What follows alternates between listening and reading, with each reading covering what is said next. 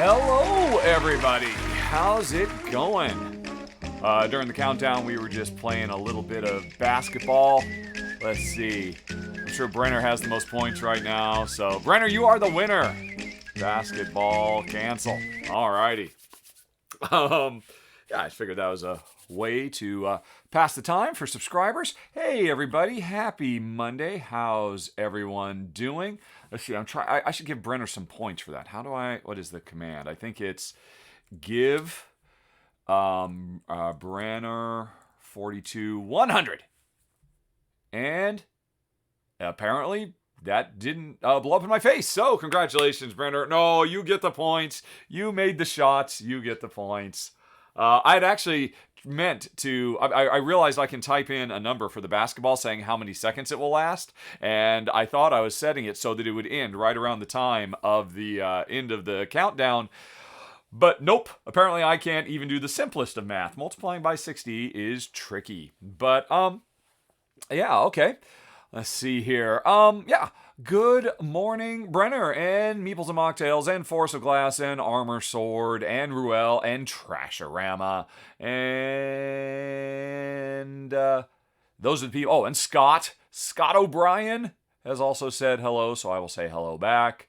And I'm sure, there's 30 of you so far. So most of you are lurking, and that's cool. I will not call you out in case you don't want to be. Party on, dudes. Party on, indeed. Oh, right. I got to get the, what do you call it? I want to put party on screen, but I need to fire up ye ol', what's it called? Featured chitchat. I am not at all prepared. Exacting Vampire, you're lurking no more. Alrighty, log in. Thought I had everything set up, but then I was just kind of intrigued by playing some basketball, and that kind of distracted me. Alrighty, so there we go. Oh yeah, we got some expansions here, everybody. We got to wait a little while because, people are going to show up late, don't want to start the podcast too soon. So what have I got here? The Maracaibo expansion, the Loop expansion, Museum Pictura, Voices in My Head, and Isle of Cats Explore and Draw, the roll and write. And I figure, hey, let's unbox some stuff, shall we? But I'm not going to unbox all of this because I'm actually here to record the podcast. I've already recorded the personal questions and answers with Jen. We did that a couple of days ago, and now I got to record the game stuff so I can put the podcast up live on YouTube later this week. That is what I am intending to do. I could have done that all by my lonesome and ignored everybody else, but I figured, what the heck? Let's invite everybody to the party, and which means after I'm done with the actual game questions, you folks, if you have questions you can ask, I'll throw them into the podcast also. But to give everybody a chance to show up, first we're going to do some unboxing. So let me start a poll. Alrighty, new poll. What to unbox? And they are Isle of Cats R Roll and Write. Too short. Isle of Cats R and W, Voices in My Head, Museum Pictura, which will have some pretty pictures, I'm sure. What's it? Revenge of Fauxzil, Revenge of Faucilla, and Maracaibo Uprising. Okay, boom, you have 2 minutes to make your choice. Let me know. I'll just, I'll definitely unbox whatever gets the most votes, and then I'll probably unbox whatever gets the second most votes, and that'll probably be it. So, let's see here. And I'm going to give a vote for Voices in My Head. That's actually the one I'm most interested in seeing, because apparently it's got some kind of neat 3D platform plastic stuff. I'm kind of curious what that stuff looks like. I'm also really interested in Museum Pictura because I believe it's got tons of gorgeous artwork. But yeah, I'm going to open all these things eventually. It's just I'm going to open a couple of them for you folks today, and we'll look at them. We'll see what we've got. And right, let's see. And Forrest says thanks for having us come along. I say thanks for showing up. I'd feel pretty sad and alone if you folks didn't come here to watch me talk to myself, or not talk to myself, but answer a boatload of questions. Although, actually, interestingly, this month, I need to move a little bit.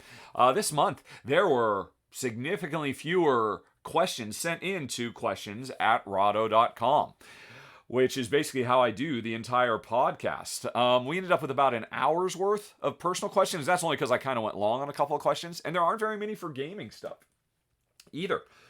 So this might be over in something less than 2 hours, which is what it's taken in the past. So we'll see. But again, if I don't get any questions@rahdo.com, you folks can submit questions. And, maybe while I'm actually doing the podcast, going through everything, you might, what about this? And you can ask follow-up questions to the answers I gave to the original questions or whatever. Just to pad out so we have a decent length podcast. But if not, that's okay. I mean, heck, a short version of my monthly podcast is like 90 minutes long. I mean, I already have over an hour recorded. So it's not like we have to. Okay, and the voting is done. No surprise, Maracaibo Uprising takes the top spot with 38% of the vote. The Loop, Revenge of Fozilla takes number 2, and Museum Pictura takes number 3. Nobody cares about the poor Isle of Cats. You can stay on that island, everyone says. And Voices in My Head got a vote from me and one other person. So, yeah, I don't think either of those are going to happen. But that one's understandable. I mean, what's in here? It's, some cards and some pens to write on. Actually, probably the most interesting thing in here, in terms of components, will be how good are the pens. But we'll be finding out about this. Ruel, are you still here? You care for the Cats, Fidelia? Did you vote for the Cats, Fidelia? That is the question. Ruel, we already picked a day, right? I think it was the March 24th that we're going to do a live stream. And we'll be playing Isle of Cats Explore and Draw. And here's the thing, folks. This is a bingo-style game. If you've got a printer, you will be able to print out a color or black and white version of the board, and you will be able to play along with me and Ruel and see if you can beat our scores. I suspect you will beat mine. The question is, will you beat Ruel's? Because, man, when we did the RVR show, the Ruel versus Rahdo show for Savannah Park, he crushed us all. Oh my God, he just came from nowhere. So I'm expecting a repeat of that. But so, that will be on the screen eventually. And nobody wanted Voices in My Head. I mean, look at the cool 3D platforms and stuff. Well, I will open it later. But anyway, so Museum, maybe if we got time, Fozilla. Of course, Maracaibo is what everybody wants to see. I don't blame you. Let's take a looky-loo. Let's hope my overhead camera hasn't frozen, shall we? There we go. Okay, cool. Alrighty. Let's see here. I need to move, right, so I need to do this, and I need to move you over here, so I have a better view, I think. That will do. Oh, that's too much. We'll come back in a second. Okay, so, fine and dandy. Sorry, folks. I am trying to be as stress-free as possible. Ruel can confirm, normally when we do the R&R show, in the moments leading up to it, in the hours leading up to it, I am just a live wire of, everything's going wrong. And Ruel has been on the receiving end of, not anything directed at Ruel, but he has definitely gotten to overhear. I'm sure I made him blush on more than one occasion. But I'm just trying to be chillaxed. Nothing going. This is a very casual. Hey, it's Monday morning. I had to record the podcast. I'm just doing it with a few of my friends. How many of you have shown up? I'm just doing it with 49 of my favorite people in the world. Breathe, says Ruel, and I cannot disagree with that sentiment. And of course, it's Twitch, so we have to hydrate too. All right. Let's see here. So, anyway, let's open the Uprising Maracaibo expansion. Hoorah! Alrighty. The adventure continues. As the life of a privateer in the Caribbean wasn't exciting enough, an ocean of new possibilities spreads out in front of you. New project cards, expanding the existing one, adding new effects and variety to the game. You can optionally play a new story campaign with new legacy tiles. Okay, come on, they're not legacy. You're not going to rip anything up or put stickers on it. And a new story with, which ties in with the original story, but can be played without having finished the original campaign. A new home port. Oh yeah, that's the cool thing. Players get their own private home port, so it's kind of the equivalent of special powers. optional scenario that lets you drive the colonial powers out of the Caribbean and other surprises. That's the big thing. The thematic thing about this is the storyline you play through. In the original game, there was a storyline you could play through over multiple chapters, which was kind of just straightforward piratey stuff. There was the daughter of the governor, and she was kidnapped, and coincidentally, if I recall correctly, there was a plague spreading through the Caribbean, and we had to find the cure. And we were just doing very Pirates of the Caribbean, without supernatural stuff, Johnny Depp type adventure things. And it was always kind of a missed opportunity because it was played just pretty much the pirates doing stuff. The folks, the indigenous people, which, had some representation in the game, but not that much. They weren't in the story at all, and that always kind of surprised me. But anyway, they are definitely now front and center for the new expansion because the storyline is about the Caribbean shaking off the colonial powers that have just, oppressing everyone, and you can be involved in that now. And that is, I should say, you could talk to Alexander Fisher about this. I never have, but it's as a direct response to people saying, "Hey, the game is great. The gameplay is fantastic. Could we put as much focus and attention into the world we're presenting and the story we're telling, and can we make it a bit more inclusive?" I think, I haven't played it yet, but I believe that they have done so. So we've got all of these things that look like, I don't know, they've got puzzle pieces in them somehow. Yeah, everything does. Look at this. What are all these things snapping into?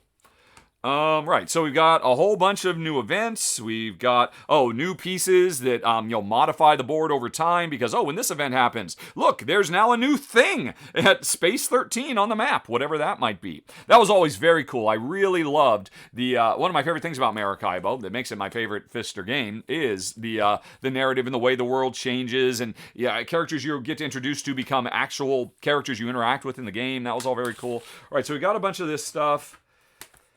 What else? We got some new types of pieces, spy glasses, maps, et cetera, et cetera. Alrighty, but here's a big thing. I think for a lot of people, it's a big deal. We have new player boards that are double-sided. Yep. We saw this from publisher Capstone Games with, what was it? I can't think of it now. Boone Lake, which I thought was so amazing. Hey, make double-sided boards that you just, all you gotta do is flip them, and I bet you there's gonna be in here. Yep, here's the stickers. So, before we do it, we have to punch all this stuff. So let's just look at one of these boards. All right, so all these pieces, I'm gonna save these. I don't know if these have an actual function in the game. I'll have to look that up. So maybe we just punch a bunch of holes. All right, a whole bunch of holes. And, it was certainly an issue with the original Maracaibo that, on the original player boards that came with the game, there was a lot of stuff you stacked here, lots of little discs, and, they could all just kind of skitter around and whatnot. It never really bothered me and Jen, of course, because Jen and I have the secret power of blue tack, of adhesive stuff that holds everything in place. So it was never an issue for us, but a lot of people who have not discovered the most powerful and important accessory you can get for your games, other than gamer glass art, of course, for them, I'm sure this is going to be a welcome relief. So all this stuff punches very nicely. I know that's an important thing to talk about. And then boom, we have a board. Okay, and it looks good. So, that's why these have these punches, so you can get them in. So you put them in, and then they come right out. That's why they are. There are no puzzle pieces here. So hey, look, I've got that, and I've got that, and right, where did the board go? And let's see, I got to put stuff in my hull. So I bet you it's these pieces. Boopity boop. Look at that. So, and then, look at that. Hold on a second. Come here, you. I need to. All right, I need to. What do you call it? All right, let's undo this. Let's stick this thing together. All right. So, I grab one of these. I believe these are two-sided.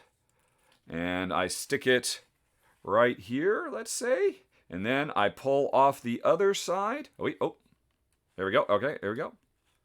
Yeah, yep, okay, there is the adhesive, I think. What am I doing? Did I do this wrong? I bet you it says in the instruction manual. I remember this being really simple. No. The sticker's on the inside. There we go. All right, so got that. I put a couple in the corners, but I'll just do one. And boom, I've got a board. Yay!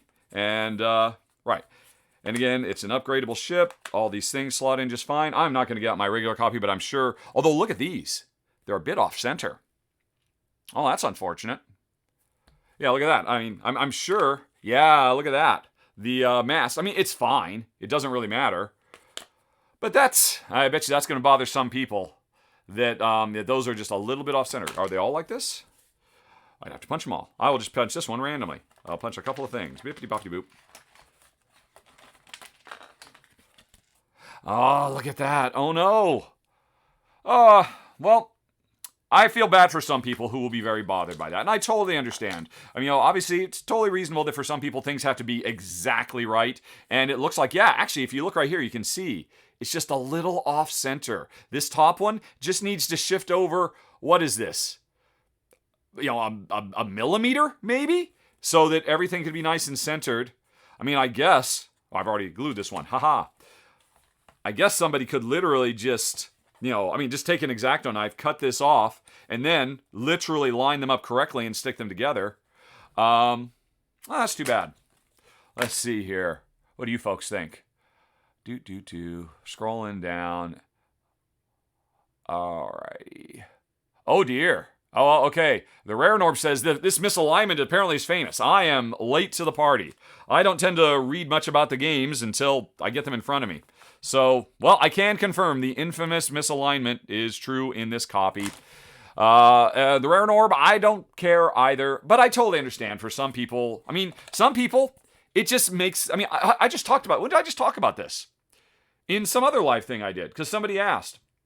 Or I was, about Eric Martin's, the way he puts his games away. For some people, it just literally makes them physically uncomfortable because they need things to be orderly. It's just part of their nature that they find that physically distressing. So I could certainly see why this would be a problem for some people. It won't affect my enjoyment of the game, but yeah, that is too bad. Oh well. Still, functionally, this is so much nicer. Everything goes into the slots, very smartly done, so you can just get them in and out. That's all nice. Too bad about the misprint alignment. What else have we got here? We've got some more punchy stuff, but it's just punchy stuff.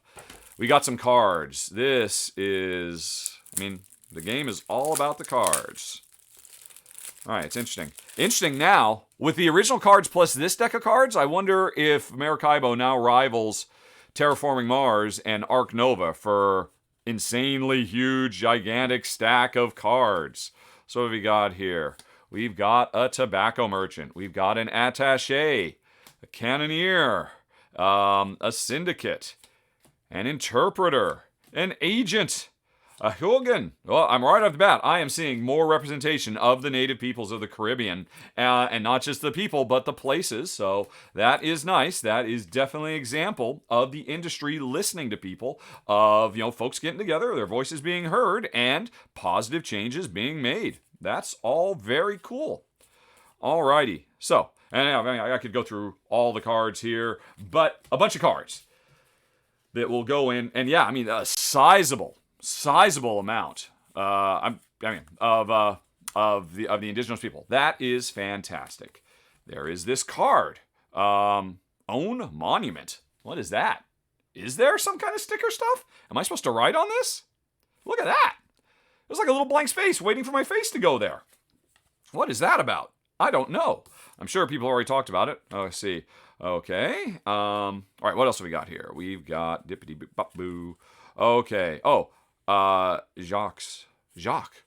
Wait a minute. Is this, if I recall correctly, the solo bot was called Jean in the original game. Is there now a new solo bot named Jacques? These certainly look like AI cards to allow a solo game or to, pump up a two-player game.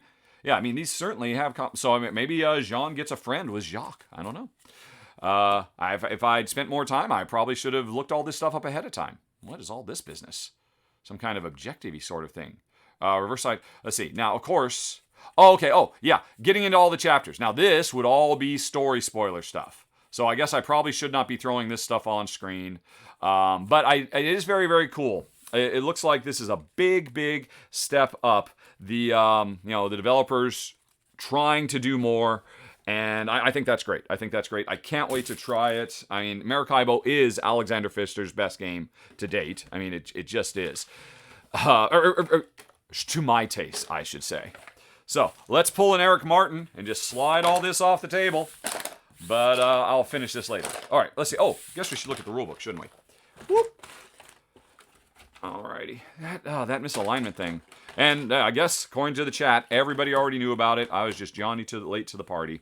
That is too bad. I feel bad about that. I wonder what they're going to do. Have they talked about, reimbursing folks or, allowing people? I mean, because this is expensive. This is not cheap to print thousands of these to try to replace the thousands they've already printed. Anyway. Let's see, game rules. Before your first game with the expansion, add the new project cards to the base game's B cards. Add the new career cards, the new Automa deck for Jacques, and 2 new city tiles to those of the base game. Replace the base game quest tiles with those from this expansion. Add scenarios 74, 78, 79, and 193 to those of the base game. Use stories 100 and 192 to form the new campaign. Punch out the new shipboards. Fold them, fasten them together with adhesive strips. Punch out and discard the cardboard blanks for each shipboard too. Do that before you adhese them. That would be bad. Alrighty, so we got a different. We got campaign mode. We have unrest mode, all-inclusive mode, co-op. Yes. Oh man, last month it was such a great bounty of turning wonderful competitive Euros into co-ops with what was it? The Terraforming Mars Ares Expedition. Oh, and Tang Garden.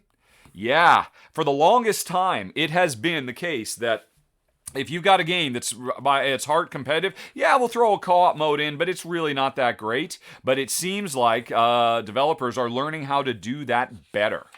So that's where I'm most excited about this, personally, because I would rather work with Jen to cast off the colonizing oppressors of the Caribbean rather than competing with her to do so. But anyway, hey, that's an unboxing. That was fun.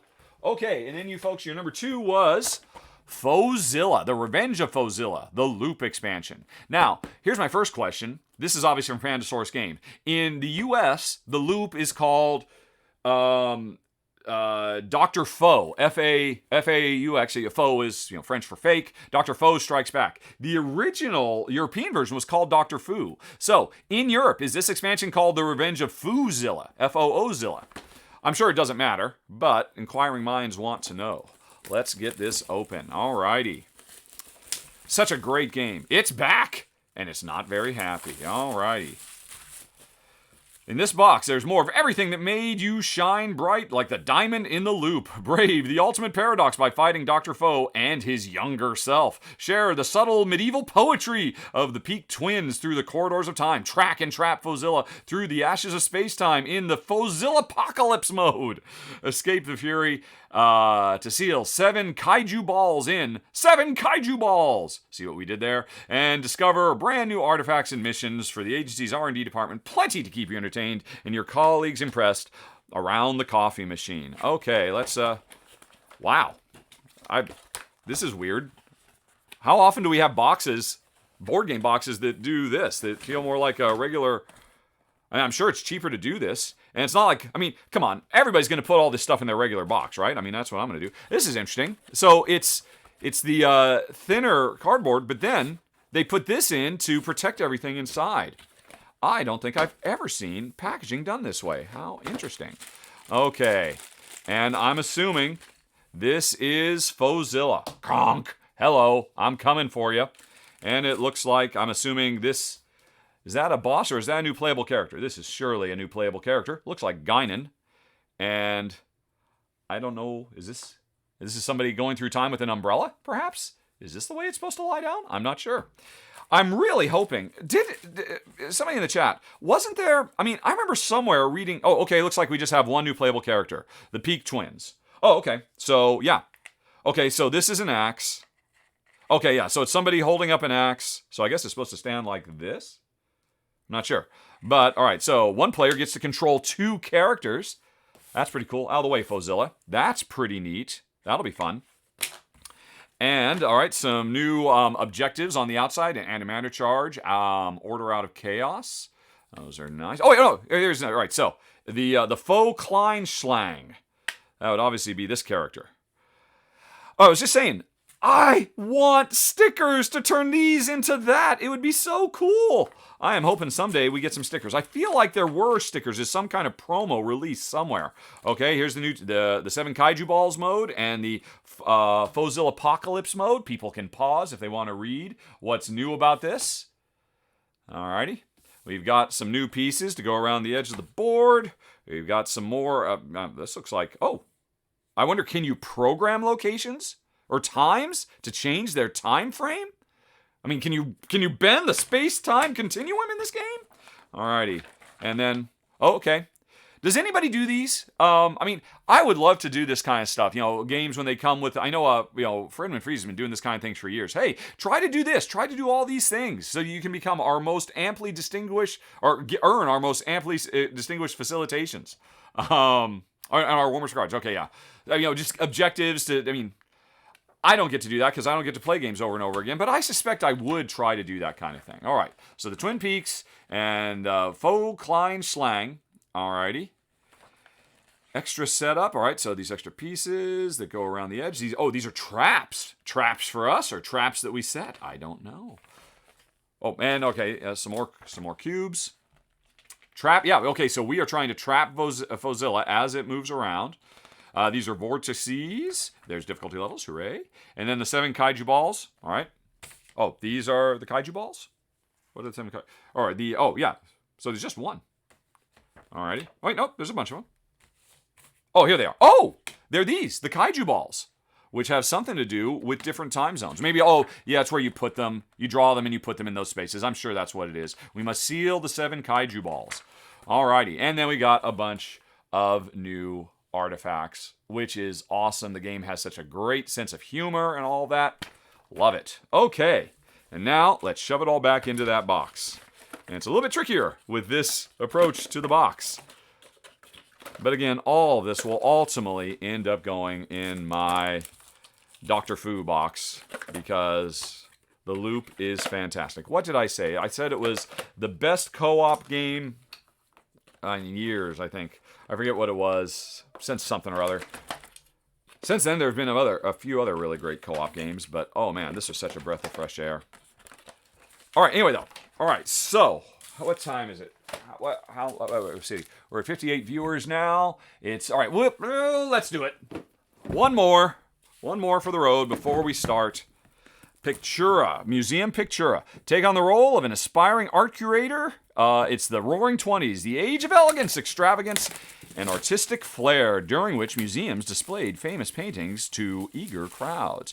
As the curator of just such a museum, you've been tasked with assembling collections of art, the likes of which the world has never seen. Fill your galleries or museum with painting cards and arrange them into collections based on period or genre. A larger collection, the more prestige points will be worth at the end of the game. Trade your precious works of art with international museums, attract influential patrons, call in favors, and organize temporary exhibitions for the best collections to gain additional points. Player with the most prestige wins.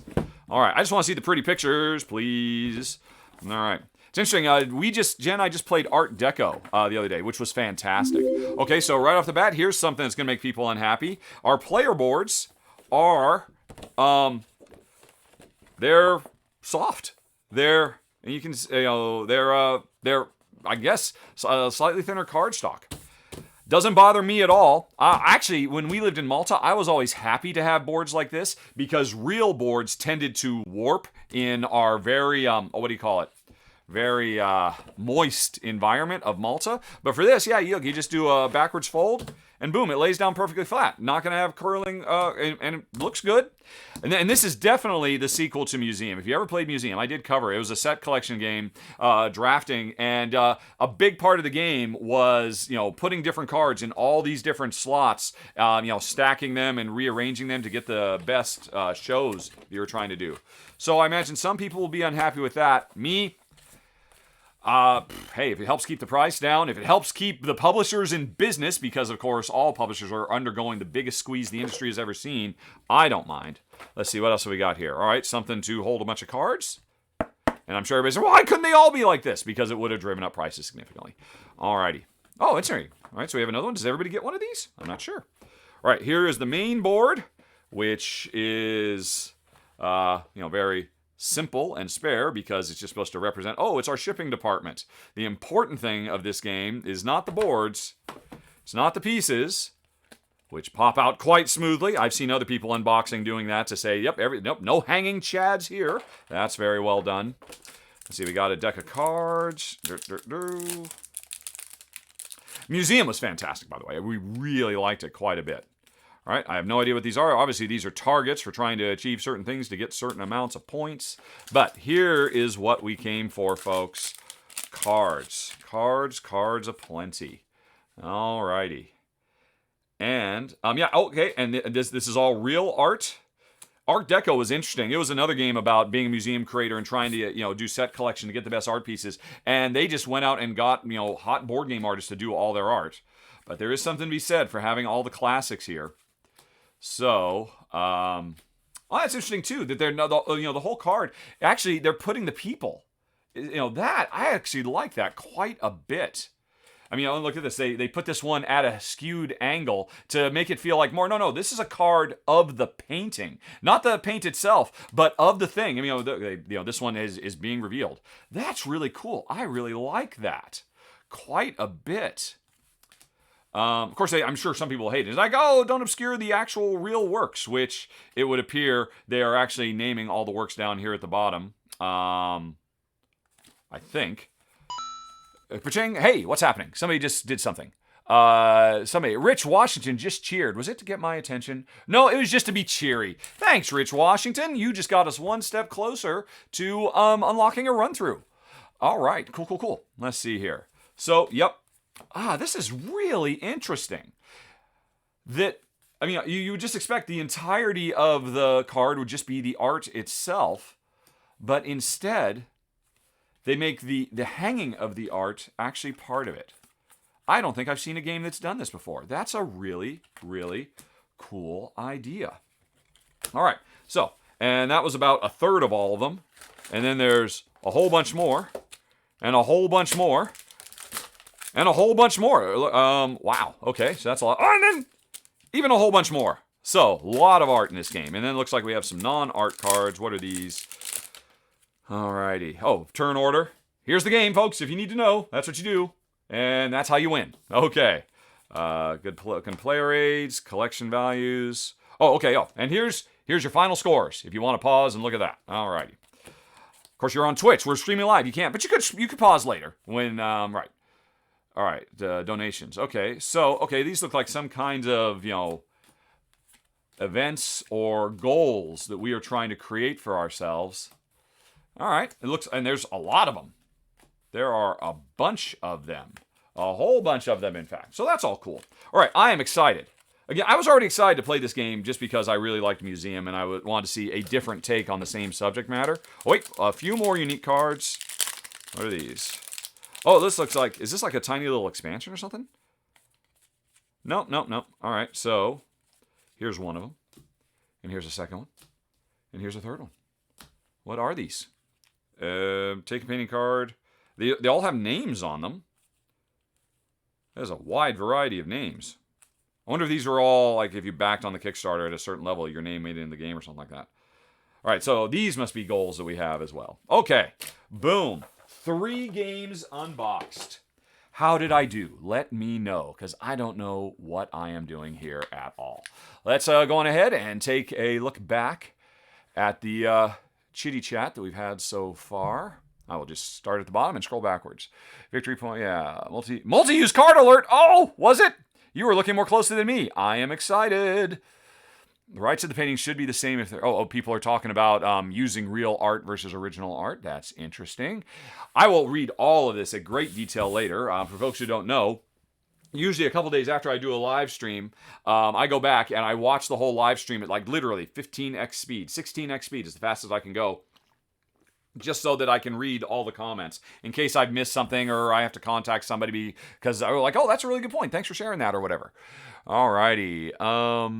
Hi, Rich Washington, a longtime YouTube fan. Yeah, we get here live on Twitch every week on Tuesday at noon, West Coast, PST. And then we're trying to do like an additional show every week, filming the podcast, filming the rundowns, doing an RVR episode, which I mentioned earlier we'll be doing on the 24th, if I recall correctly. If you're on Twitch right now, you can look at the schedule. I do try to make sure that schedule is up to date with everything that's coming for the next few weeks. There's a potential of another new show, which I probably shouldn't announce right now because we're just talking about it, and it should be very, very cool. So that might be coming soon too.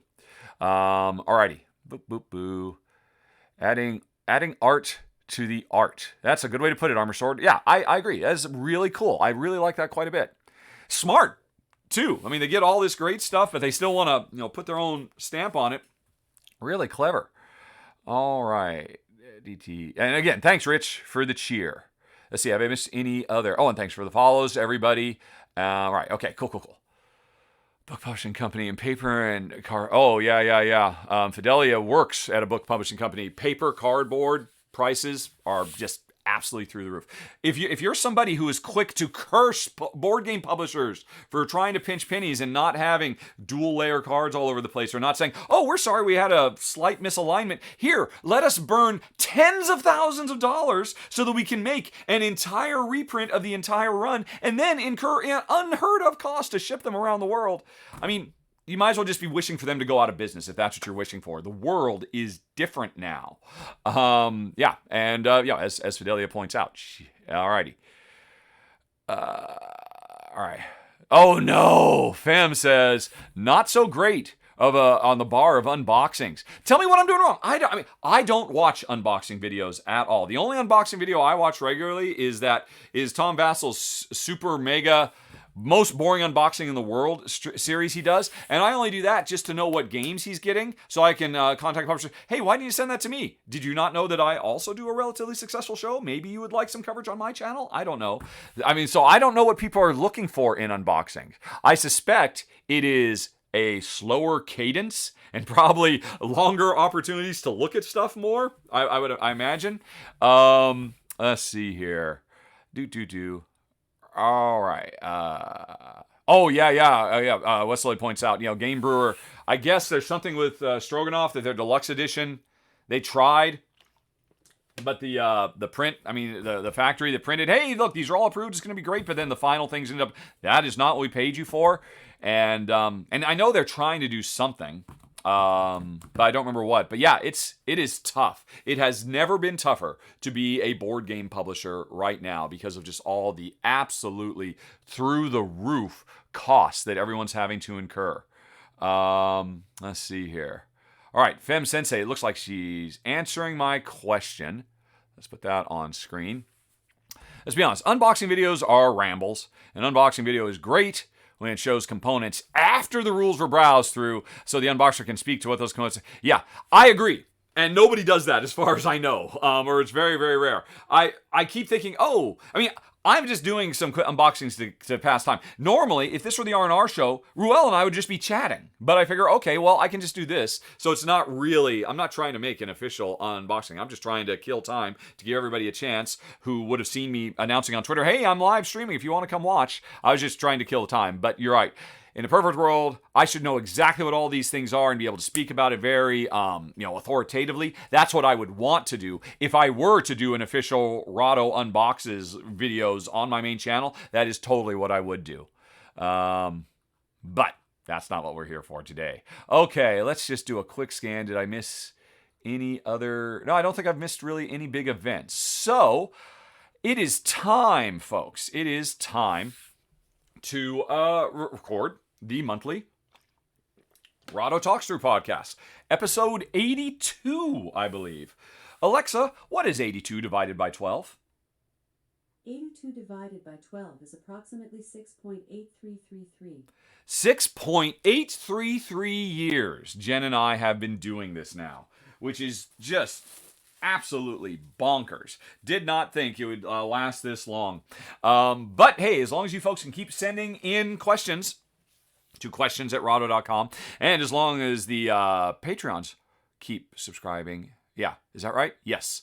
Because I'm making a tiny bit of scratch on this because I've turned ads on for the podcast, if you actually listen to it on Spotify or or iTunes or whatever your preferred platform is, you do hear a few ads. That brings in a tiny bit of cash every month. It's not bad, can't complain. But also, if by the way, if of course, this is not the podcast part. I should say this during the actual podcast, shouldn't I? If you back the show on Patreon for even $1 a month, you get every single Rahdo Talks Through episode, all the audio versions of the R&R and the roundups and the Gen Jogs and all those shows. You get them all ad free. In case you are a listener to the show, when you're during commutes or when you're working out or whatever, and you just don't like hearing those ads. Although I think I only put 1 or 2 ads in every episode, something like that. It's kind of a semi-automated process from Anchor.fm. Main apps. I really need to update my, hey everybody, I like using Anchor.fm video that starts every episode as well. I need to update that, I think. I should update that and mention, by the way, if you don't want to hear ads anymore, just throw $1 into the pot and Patreon and you'll never hear ads on this show again. I should do that. That might go. I'm not going to record the intro today. I'm just recording the game stuff. Anyway, though, folks, let's see. You know what, Darky Knight, asking if I have recommendations for game storage. Here's what I suggest you do. Darky Nigget, NYG. No, that's a night. It's Dark Knight 1183. Just it looks with a Y instead of an I. Okay. Dark Knight, and anybody else, if you have any questions, ask them, but start your question with a question mark. You can end with a question mark too, but start with a question mark because that will put you in a special queue. You know what? Am I going to show you that queue? Yes, I am. Let's give you a behind-the-scenes looky-loo. Windows recording, is this set up right? There we go. So this is featured.chat. Which you'd have to log into. You'd need our logo information. Old Man Coaster, thank you very much for handing out community subs. Yeah, we got a long ways to go. We've already unlocked the RVR for March. We need to start working on one for April. Yes, thank you very much, Old Man Coaster. And it was nice to meet you at Dice Tower West. Good to see you here. Anyway, so this is the chat log. You can see it's the same thing you're looking at, but there's all these buttons. And let's see here. And we can see that Fem Sensei is just hugging everybody. And when I'm done with it, I can just push this and it goes away.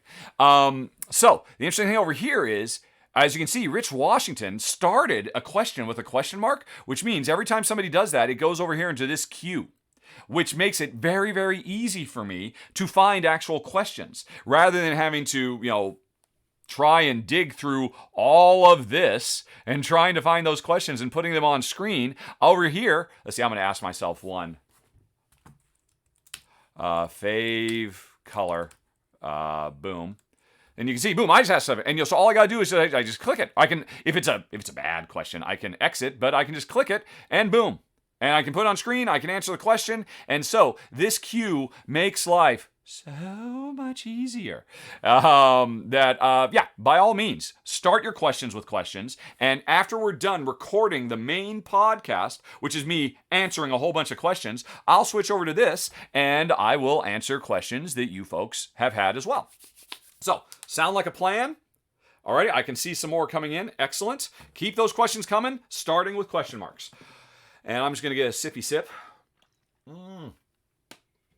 Okay. And, let's see here. This isn't falling on my ear, is it? No. Yeah, in case my mic goes out, everybody knows, in case my mic goes out, quickly go to the stickers, which, man, we started out so strong with the stickers. How close are we to a sticker party? 475 out of 1,000 bits. Win $10, because a bit is 1 US cent. So $4.75 have been spent on stickers. What are stickers, you ask? I'm glad you asked. If I were to come over here to Twitch. Sea Otter, 3 months? All right. What? Oh no, somebody's booming. You're not booming because okay. You're just playing with me. But somebody just boomed. Forest of Glass knows what to do. If my mic goes out, you start, on every page of my stickers, there's one free sticker. As I just want people to use it because they're fun. And, but of course, if for the rest of them, it costs you like anywhere from 50 cents to $1.50. If you want to say, wow, like, Owen Wilson. Let's see here. So, And so it's just a way to make a little money, and and the more of those stickers are done, the closer we get to unlocking a run through. Because the reason I even have this sticker party thing up here is so I was kind of thinking, oh no, what if people do it a lot and I lose track? Thank you. I applaud you, Forest of Glass. I applaud you for deploying the stickers.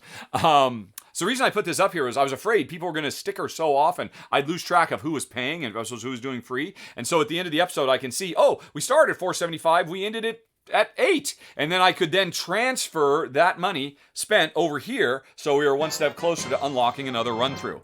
Collateral damage, thank you. We are one step closer to unlocking another RVR for April. Woohoo! Excellent. Okay.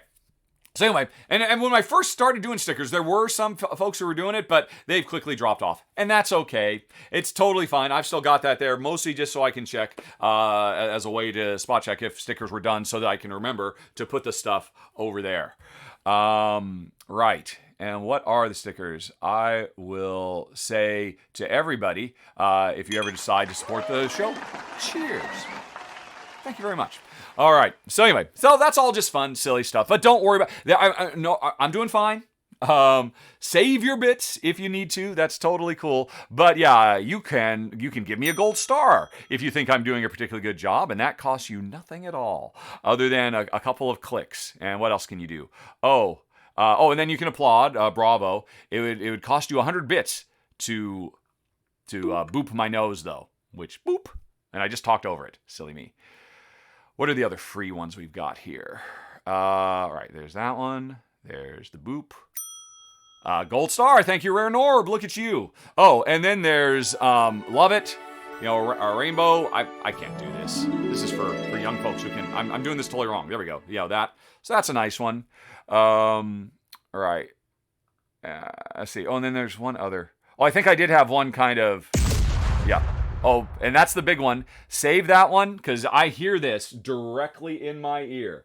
So if my mic goes out, everybody, as fast as you can, start boom, boom, booming, so I know that my mic has gone out, because I just have to unplug it and replug it in.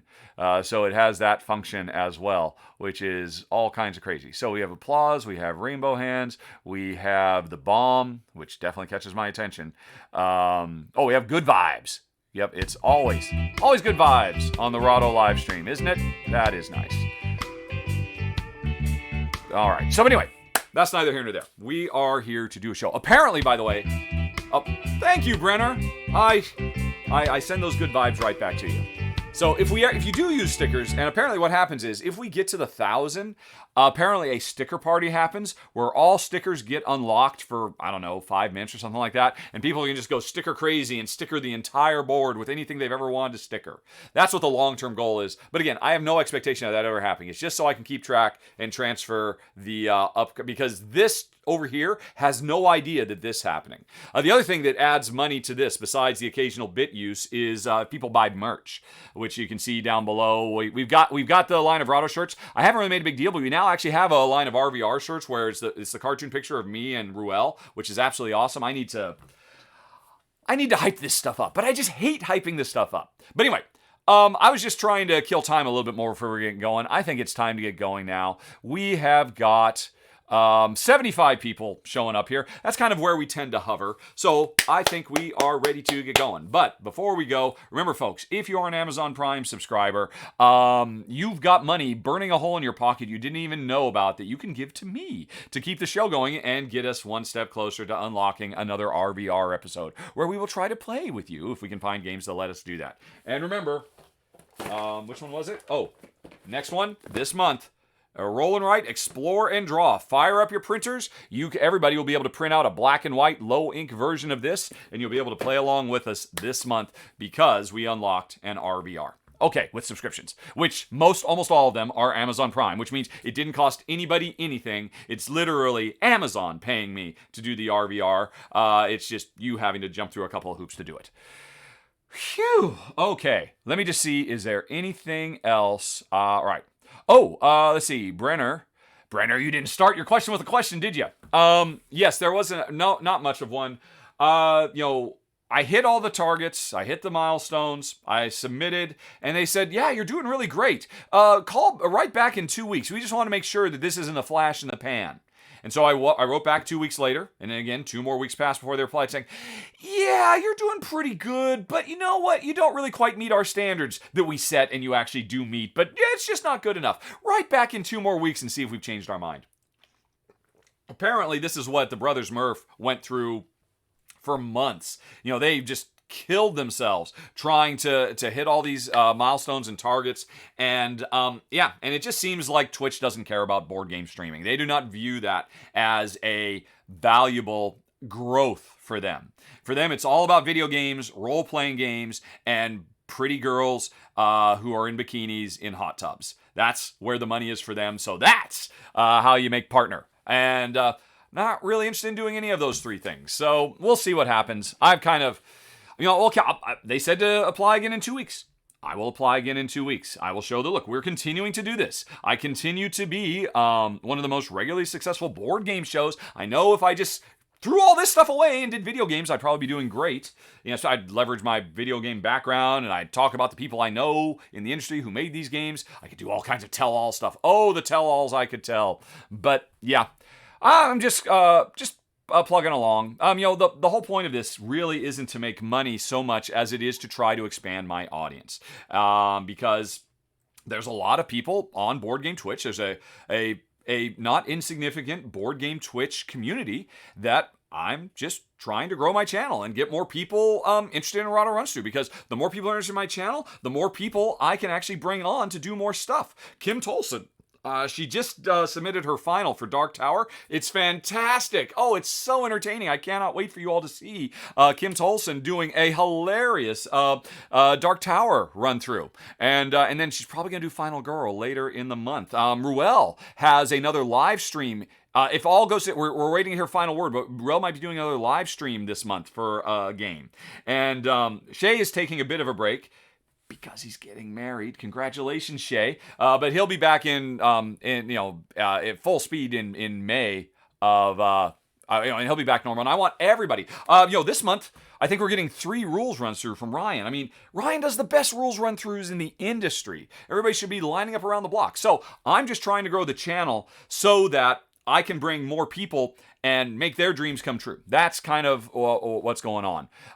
Yes, and congratulations, Shay. All right, cool. And thank you, Luck Dragon. My crew is amazing. I'm definitely proud of what we've been able to put together so far. I want to keep growing. I want to make more dreams come true, because also that means I can make my own dream come true. And Rahdo does fewer and fewer videos because there's other people doing it just as well as Rahdo, or even better than Rahdo. I mean, my God, I cannot wait for people to see Kim's Dark Tower video. I literally laughed out loud. I got the impression, that's what it's like. I mean, she, more than anybody else, gets as ramped up as I do, and and stuff like that. She's great. I just love watching her. So, good question from King Engine 1. Has it been announced who the new contributor is? No, it hasn't. But people can figure it out, because the countdown, the 8-minute countdown before the show starts, the one that was on this week and the last R&R, the first video being shown is Radlands, and it was recorded by the new contributor. And I blacked out the box up in the top left corner, so you can't see who the contributor is.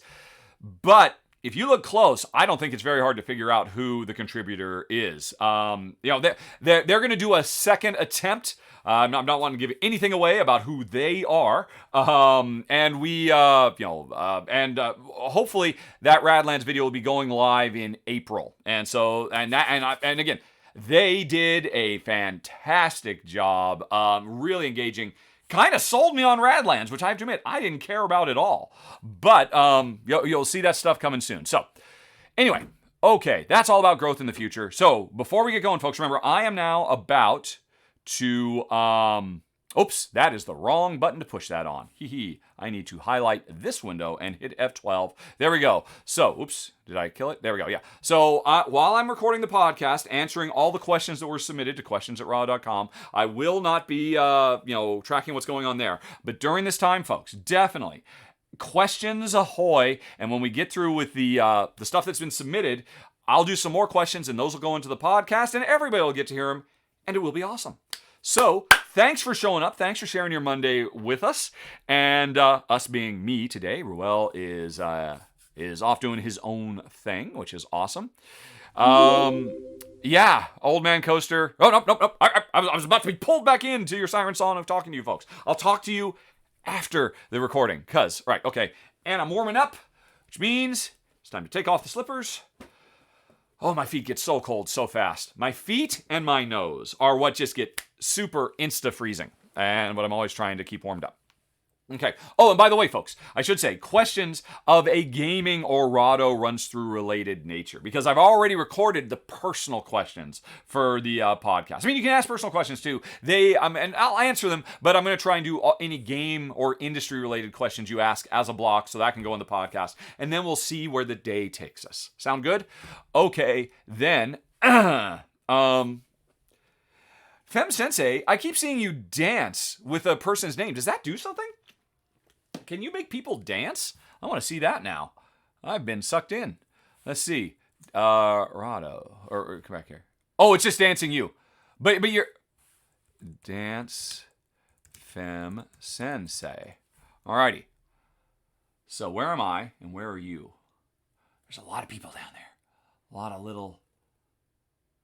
Alright. Oh, I didn't even see myself. Oh, that's right. Oh, because I changed my scuba diving outfit into a duck outfit, if I recall correctly. Oh, there I am. Oh, I'm dancing. I'm a dancing machine. But I'm just dancing with myself. Oh. I don't know why this is happening. All right. Oh, okay, and I see you've walked over to me, and you're dancing with me, and then I stopped. I want nothing to do with your dancing. Yeah, I think dance works regardless. I don't think dance takes a... But you know what? Okay, I'm going to do something. I've never done this. I've seen people do it occasionally. Duel. Who wants to duel?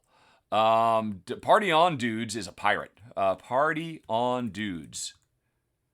Let's see. But it's... Oh, with the zero. Duel. Party 0 in Dudes. All right. I have to bet. Okay. Duel. Party in Dudes. 5. Alrighty. Oh, I can't. Oh, you're too hard to type. Old Man Coaster is easier. All right. Duel. Old Man Coaster. 5. All right. Now, Old Man Coaster has 30 seconds to accept my duel. By typing in exclamation point accept. And if you do, I think literally people spread out to give us room to do. Here we go. Unfortunately for you, I'm wearing a golden super cape, I believe it's called. And so we're just going to take turns hitting each other, and I think we're doing random amounts of damage. So it's literally just a die roll who's going to win this. Although you did get the first hit. That makes me feel like I'm kind of... But I love how everybody's just stepped away. The music is playing. We'll see how it goes. I got a crit! Oh my. And you got a miss! Oh, I literally dodged away. That's fun. So this is all just silly randomness. And, yeah. When Rahdo challenges you to a duel. Oh, and then I run you through. That was fun.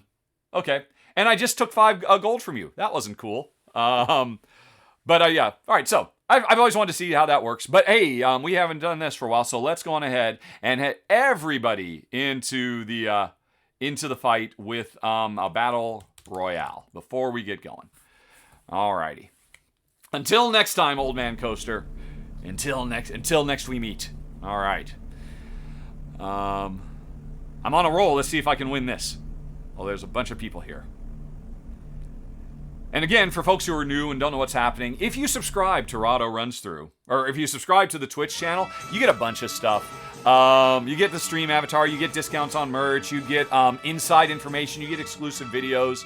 But this is one of the most fun things, is you can dance and you can hug people and you can be in these big epic fights and you can customize your characters. And oh, somebody's gone. What's happening? Oh, health packs are falling from the sky. Who is lucky enough to pick it up? Karthik grabs it! Karthik said, I haven't seen you for a while, man. Oh, I hope you make it.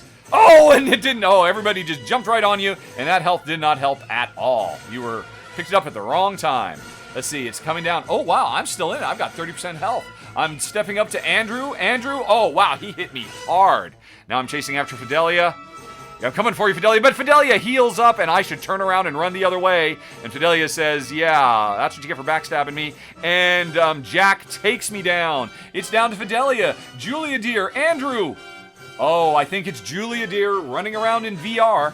Has the best shot. If somebody can grab that health. Oh, wow. They're almost neck and neck. And Andrew turns his back. Julia backstabs. And wins the day. Very nice. Okay. And Julia, I believe you just earned 100 coins. I think you have been wearing that VR helmet since the day we turned on these things. It might be time. You can still keep the VR helmet on and wear a hat too. You can if you want, but totally fine. Congratulations. Okay. Now, turning back on the notice. Yeah, you're just in there playing Supernatural, just punching and swiping and kicking. C4, thank you for subscribing Prime, just very minute. You're too late for the Battle Royale, but you'll be in the next one. Your avatar will appear, there has to be like handshaking. Yes, bravo, Luck Dragon. There's handshaking that has to go on back and forth with the server. And then once you've done that, once you're on, you can customize yourself. If you scroll down, there's a list of all the commands you've got. There's tons of things you can do. Including play slot machines and roulette wheels and things like that to try and get more customization points to customize yourself. But if you click the Stream Avatar's logo itself, it'll take you to a page where you can customize. Although it's weird, that thing then takes like 20 seconds to load up. But it'll ultimately work in the end. But I have stalled long enough. It is time to get to work. So let me bring up the podcast page. There we go. And I can minimize that. And what else do I need?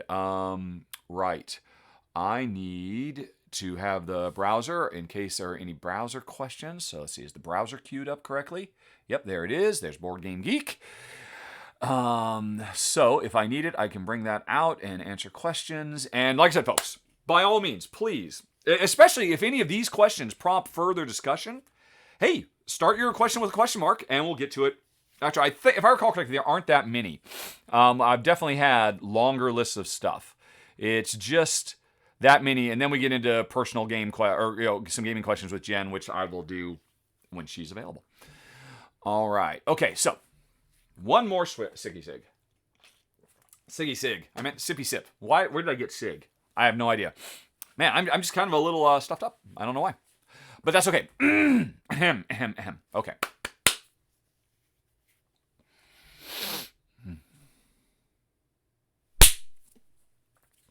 Okay, folks, it is time for the gaming questions. Let's get to it. We are starting with Andrew, who says that Andrew sees gamers complaining about games that aren't perfect. Maybe typos, mistinted cardbacks, errata.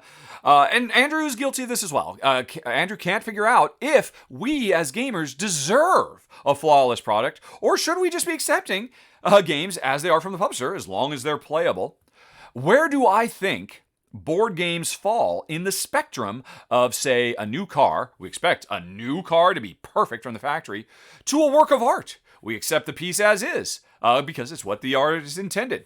Or are they more like postage stamps, produced en masse, mostly flawless? Quirks or misprints actually make them more valuable. I don't think you're ever going to convince anybody who's upset that, oh, you've got the first edition with the mismatched back color cards. I don't think anybody's ever going to go for, oh, that increases its value. It is an interesting thing, and I will admit, Andrew, I have certainly fallen into this trap myself. Although I've really kind of let it go. I will not burst into song, but man, I love that song so much. Over the years, I've mellowed out and just let go because, I mean, in your question, you did get to the heart of it. Is the game still playable? Does it actually affect your ability to enjoy and have a fun time? If the game got damaged in transit, or the box got damaged but the game itself is fine, or there were misprints or things off center, that used to drive me nuts. And I'll be honest, in part it drove me nuts because I used to have a more mercenary approach to games. My attitude was always, oh, what if I don't like the game? I'm going to need to be able to trade it or sell it in an auction or a math trade or something like that, and people are going to be less interested in it. Its value is decreased and I will not be able to get as much value back. Now, of course, in the world I live in today, I don't have that problem. I only buy a handful of games, mostly expansions, a year because I do Rahdo runs through.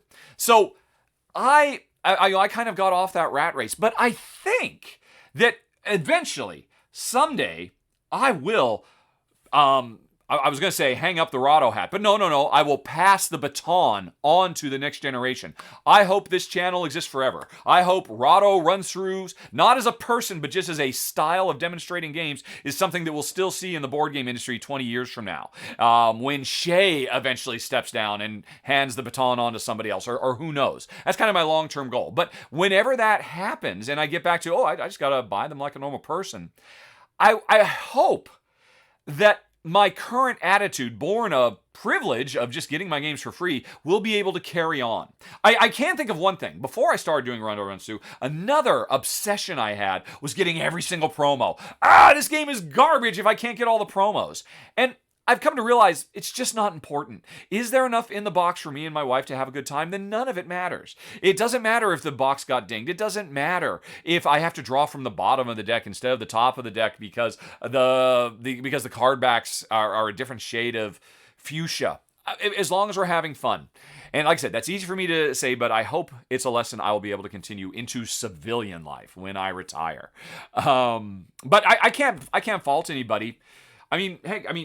It is not for me to say, I think there's another question about this that's coming later, whether you should or should not, or how you should or should not enjoy your games. Hey, if it really bothers the heck out of you that the top right corner got crunched, even if it has nothing to do with the gameplay, but you just know it's there on the shelf, okay, I'm sorry. I'm sorry about that. And, I hope you can find other games that you will be able to enjoy. The main thing I would take away from all of this is we are all so lucky. There are so many games that if you can't enjoy a given game for whatever reason, I guarantee you, there's 500 other games you can enjoy.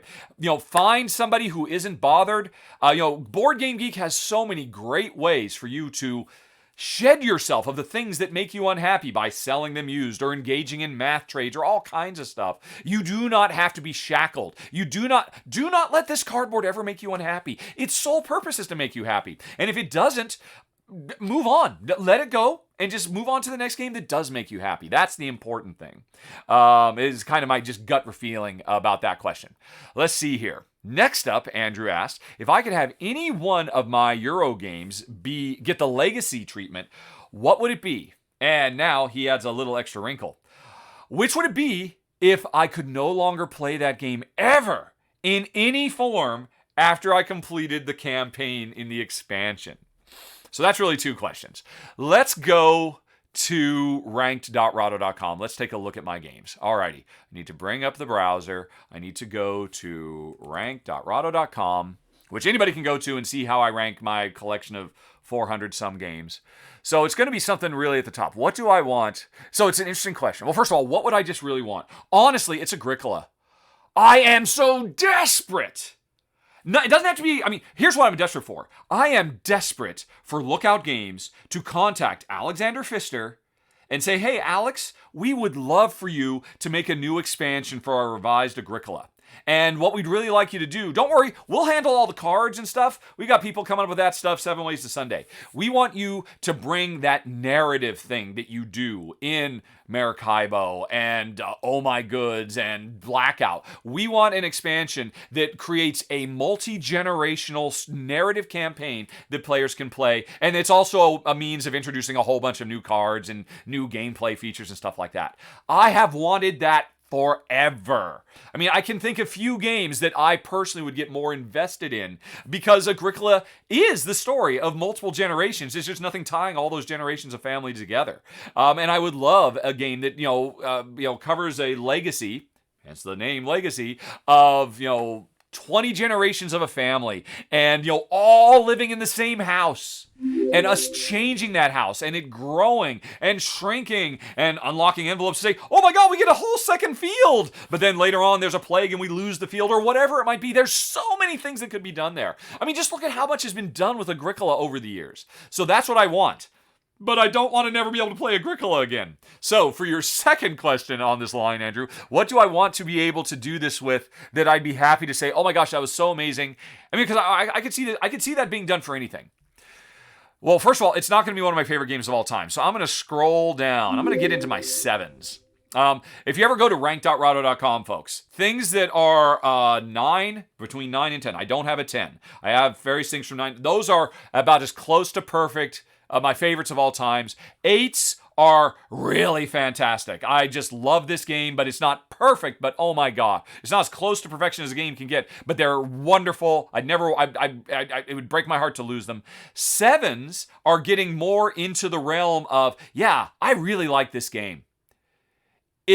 But I'd be fine giving it away as a gift. If it wasn't in my life anymore, that'd be okay. And then I have a small handful of 6s, which honestly, a 6 is, yeah, it's okay, but I have no desire to keep it. And the only reason I keep these 6s around is because generally loves them, or because I can't get rid of them. Oh, and I have gotten rid of them. I used to have a few more 6s. Now all I've got is Adlung Land, which I probably should get rid of, but I can't imagine there's any interest in it. But anyway, sorry. So I want to look at 7s. These are the ones that if I were, oh my gosh, Rattle Battle Grab the Loot. Wow, that would be a phenomenal experience. That would be so, the game is already so much about, building up your pirate ship, and there's so much cleverness and variety in the different, there's only been one expansion for it, but just in the base box, there was so much great stuff. And, Ignacio, just Rattle Battle Grab the Loot. That makes a lot of sense. Turn that into a legacy campaign, and once it's done, but all those dice, I wouldn't want to get rid of all those dice. What else? What else might be a good one? That I really want to, that I would be okay. See, I don't want to get rid of any of my 7s either, but I could. I'm much more comfortable with that. Let's see, what really jumps out at me as a great one. Oh, it's no brainer. Star Trek Expeditions. Reiner Knizia's Star Trek Expeditions, as far as I'm concerned, is the best Star Trek board game there is. It really is. I played a bunch of them. I'm hoping to play the new Fantasy Realms spin-off. I played Attack Wing, and I played the Mage Knight remake, which I can't think of the name, and I played the basically Arkham Horror, Arkham Horrorizing, which is a big gigantic. Well, I played all the big ones. Obviously, there's a lot of war games and whatnot I haven't played over the years. I have played Star Trek Catan. I have played Star Trek Panic. I love Star Trek. It's one of my favorite IPs of all time. But all of them, I think, are inferior to Reiner Knizia's Star Trek Expeditions. Reiner Knizia doesn't do co-op games very much. And people forget, he did the Lord of the Rings co-op game back in the year 2000 that really kind of kicked off. Everybody, rightly points to pandemic as the thing that really made co-ops a thing in the industry. But Reiner Knizia was there 8 years earlier. I guess too early. The industry wasn't ready for it, but Lord of the Rings was a great co-op and continues to be a great co-op. And Star Trek Expeditions, I love it. I think it's great. And my only complaint with it is, it got one expansion which introduced Scotty and Sulu, if I recall correctly, and pretty much nothing else. I have been desperate for what I really wish the game would have had was a system that could have automatically generated missions. That's what Pandemic is. Pandemic is an automatically, because Star Trek Expedition is basically Pandemic set in Star Trek, a Pandemic-style fighting fires, running around, beaming down on a planet, beaming back up to the Enterprise, dealing with Klingons, all kinds of stuff. But it has one story. So it's like you play one episode of the classic original Trek, even though it's using the J.J. Abrams art, Chris Pine and all of them. But it's like you play the same episode over and over again. And there is a lot of variety. I've kept it. It is a game that is fun to play. I've kept it in spite of the fact that it has a lot of roll to resolve dice, which is not great, but it's okay. But I love it so much that I would enjoy it in spite of that. But man, if an expansion came out that turned it into an epic season of adventures going from one planet to another, and things happen that change and that introduce new crew members, that old crew members die, maybe even big names. Man, that would be, how amazing would that be if you were playing a legacy version of Star Trek and events could happen that could lead to man, I keep thinking of everybody and they've all died in real life and it's kind of sad. So I'll say that they could lead, that could lead to Captain Kirk dying in a real way. In a Pandemic Legacy Season 1 kind of way. That would be so incredible to me. I want to experience that. And then, somebody, what does that mean? Spock steps up, and that could be so incredible. It would be so amazing, because the game itself is very good, that I would be willing to make that trade and never play it again. So I say to you, Andrew, Andrew. Star Trek Expeditions is the game I would like to turn into a legacy game that is so incredible that I don't mind if I never get a chance to play it again afterwards. What a weird thought exercise. You're weird, Andrew, but it was fun. Righty. Okay. And Andrew adds, I don't think true legacy expansions are a thing. Could be wrong. But it would be great for your games. I completely agree. What could it be? I mean, could you do that?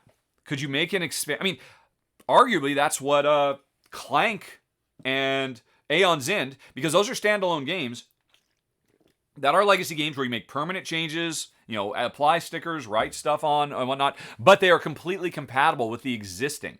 So to me, they kind of feel like expansions to the existing stuff that can intermingle. So that kind of happens. Anyway, we are moving on to Andres, who watched my not so recent interview with an ex-coworker from the video game industry. That would be when John Garvin and I sat down for a couple of hours and reminisced about all the behind-the-scenes stuff of making Siphon Filter. He was the lead artist. I was the lead designer on the original Siphon Filter. And so that's what Andres is talking about. If anybody wants to see that, just go to Rahdo.com, which basically takes you to youtube.com/Rahdo. Scroll down to the other stuff section, and or maybe there's like an interview section, and if you scroll a little bit to the right, you'll find it. But anyway, I had a great time doing it. It was great to catch up with John, having not talked to him for like over a decade.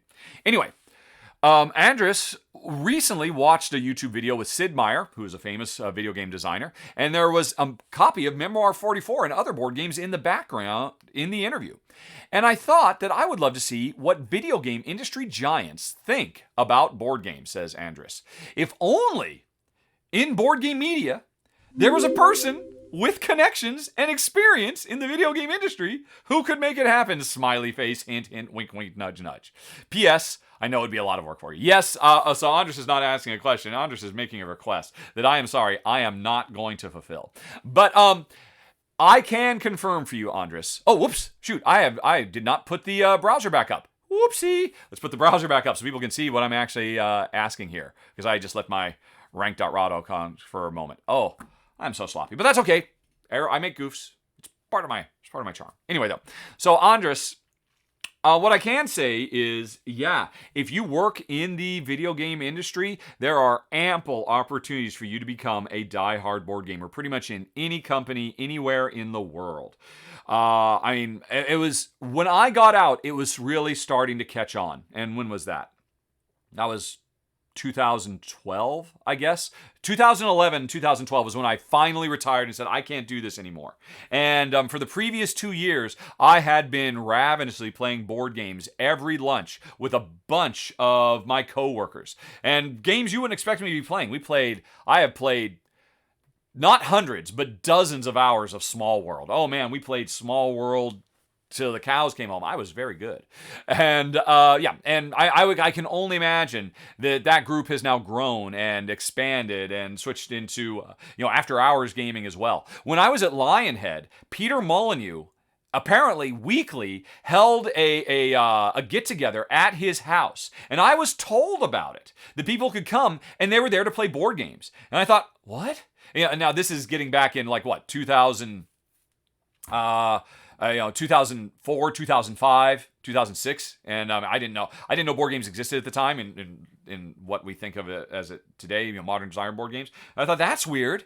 Everybody's going to Peter's house to play Monopoly and Sorry and Yahtzee? No. It must be they're all going there to play Magic the Gathering and Warhammer miniature battle stuff. That's what it has to be. But no, they were getting together in the aughts, in the mid aughts, playing whatever was available, playing Euros, playing probably not Pandemic, that hadn't come out yet. And I wish. I was invited, and I'm like, oh, that sounds terrible. I don't want to do that. And I wish I'd gone. I would have jump-started my entire career, what I now think of as my career. And so I think that's pretty common. It's not at all surprising to me that Sid Meier has a copy of Memoir 44 and other stuff in his office, just on the shelves. I used to frequently post in a secret invite-only video game industry website. It's called Game Illuminati. You could go to it, but you can't get in unless you're invited.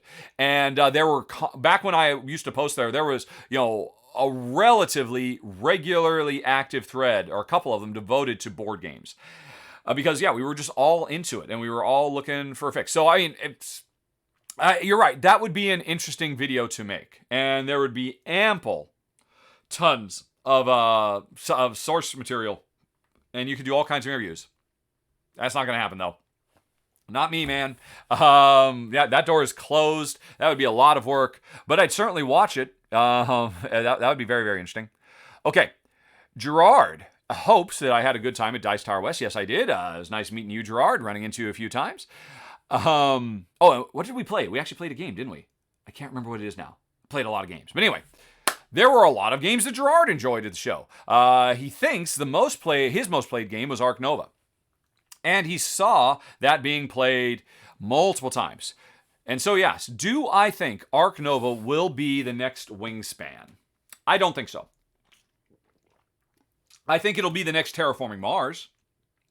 I think it could be the next Terra Mystica. I think it could be the next Mage Knight. I'm thinking of like, big, heavy, crunchy, Euro-y style games. I think it could be the next Spirit Island. I mean, because those are all huge. I mean, every single one of those ones I just mentioned are big behemoths of the industry, but they are chump change next to Wingspan. Wingspan is approaching Catan level of impact and sales. I mean, wasn't it announced Wingspan has sold 10 million copies or something absolutely phenomenal like that? There's what's the next Wingspan? That's going to be something that comes along maybe twice a decade. Something, although I expect that will speed up. So no, it will not be the next Wingspan. But it'll make it. Yeah, there's no way Ark Nova won't make it into the top 25 highest ranked games on Board Game Geek as more and more people get their hands on it. It's that good. I guess the big question is, will it eclipse Terraforming Mars? Because I think Terraforming Mars is in the top 10. Will it make it into the top 10? It's definitely possible. I can't stress just how good it is. And if you watch my very long final thoughts video on it, I definitely have issues with it to keep it out of my top 20. It isn't, let's look. Let's go back to the browser. Where did it sit? After I played it now 5 times, games.rahdo.com. And then if I do Ark Nova, it is my number 43 out of whatever this list is. Out of 400 and something like that. Yeah, so it's in my top 50 out of my top 394 games. 300, right, maybe though. So I think, to answer your question, that's where it's going to go up. But Wingspan made the hop to mass market stuff. The first time I saw Wingspan, Jen pointed this out to me, being discussed on, it was like a Better Homes and Gardens style like website. And Jen was there looking for some garden information. She said, "Hey, is that game we play? Is this that game?" I'm like, "Oh my God, yes it is. Why are they talking about it here? Well, a billion miles away." I mean, Ark Nova is not going to get that. I mean, Ark Nova can't.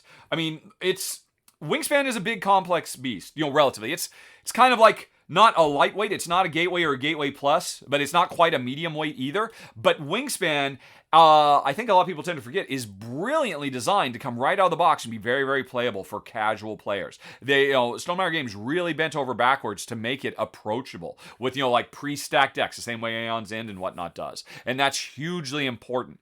Ark Nova, the subject matter, I certainly think, could have the potential, but no, an hour per player game with that level of complexity and without all the stuff Wingspan did to make it more approachable for new gamers, yeah, it's not going to happen.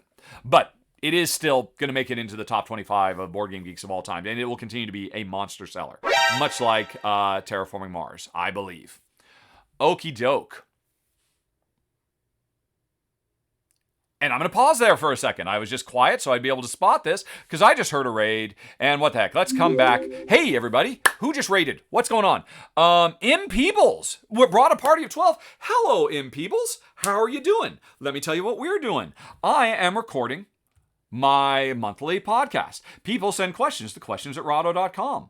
I sit down for an hour or so and answer those questions. In years past, I just did it by myself and then put the podcast up. These days, I stream it live. And if you stick around to the end, I'm about halfway through the questions right now. If you have questions, ask them, and I will answer them as part of the podcast also. Although, here's the trick. If you want to have any questions for me, for Rahdo, about the industry or my channel or anything like that, start the question with a question mark. That will put it into a special queue so I'll be able to find it. Right. And now let's get back to where I was. I was answering Gerard's questions. So, podcast, back to the word, get another drink of water, taking a break for a second. And thank you for the raid. By the way, M Peoples, my Peoples. Okay, welcome to the party, everybody. Okay, let's see. Now I'm going to be quiet for a second.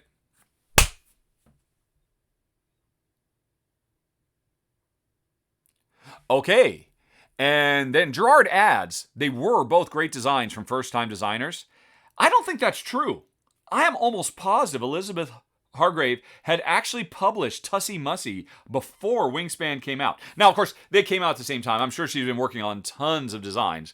Whereas the designer of Arc Nova, it was literally his first out of the gate. But I mean, still, they're the order of magnitude of sales between these two games.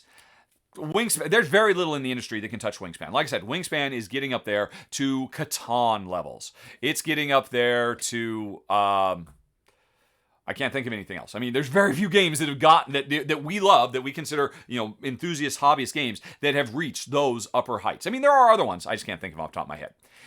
Anyway, though, Gerard then continues. Were there any games at Dice Tower West convention that jumped out at me other than Arc Nova?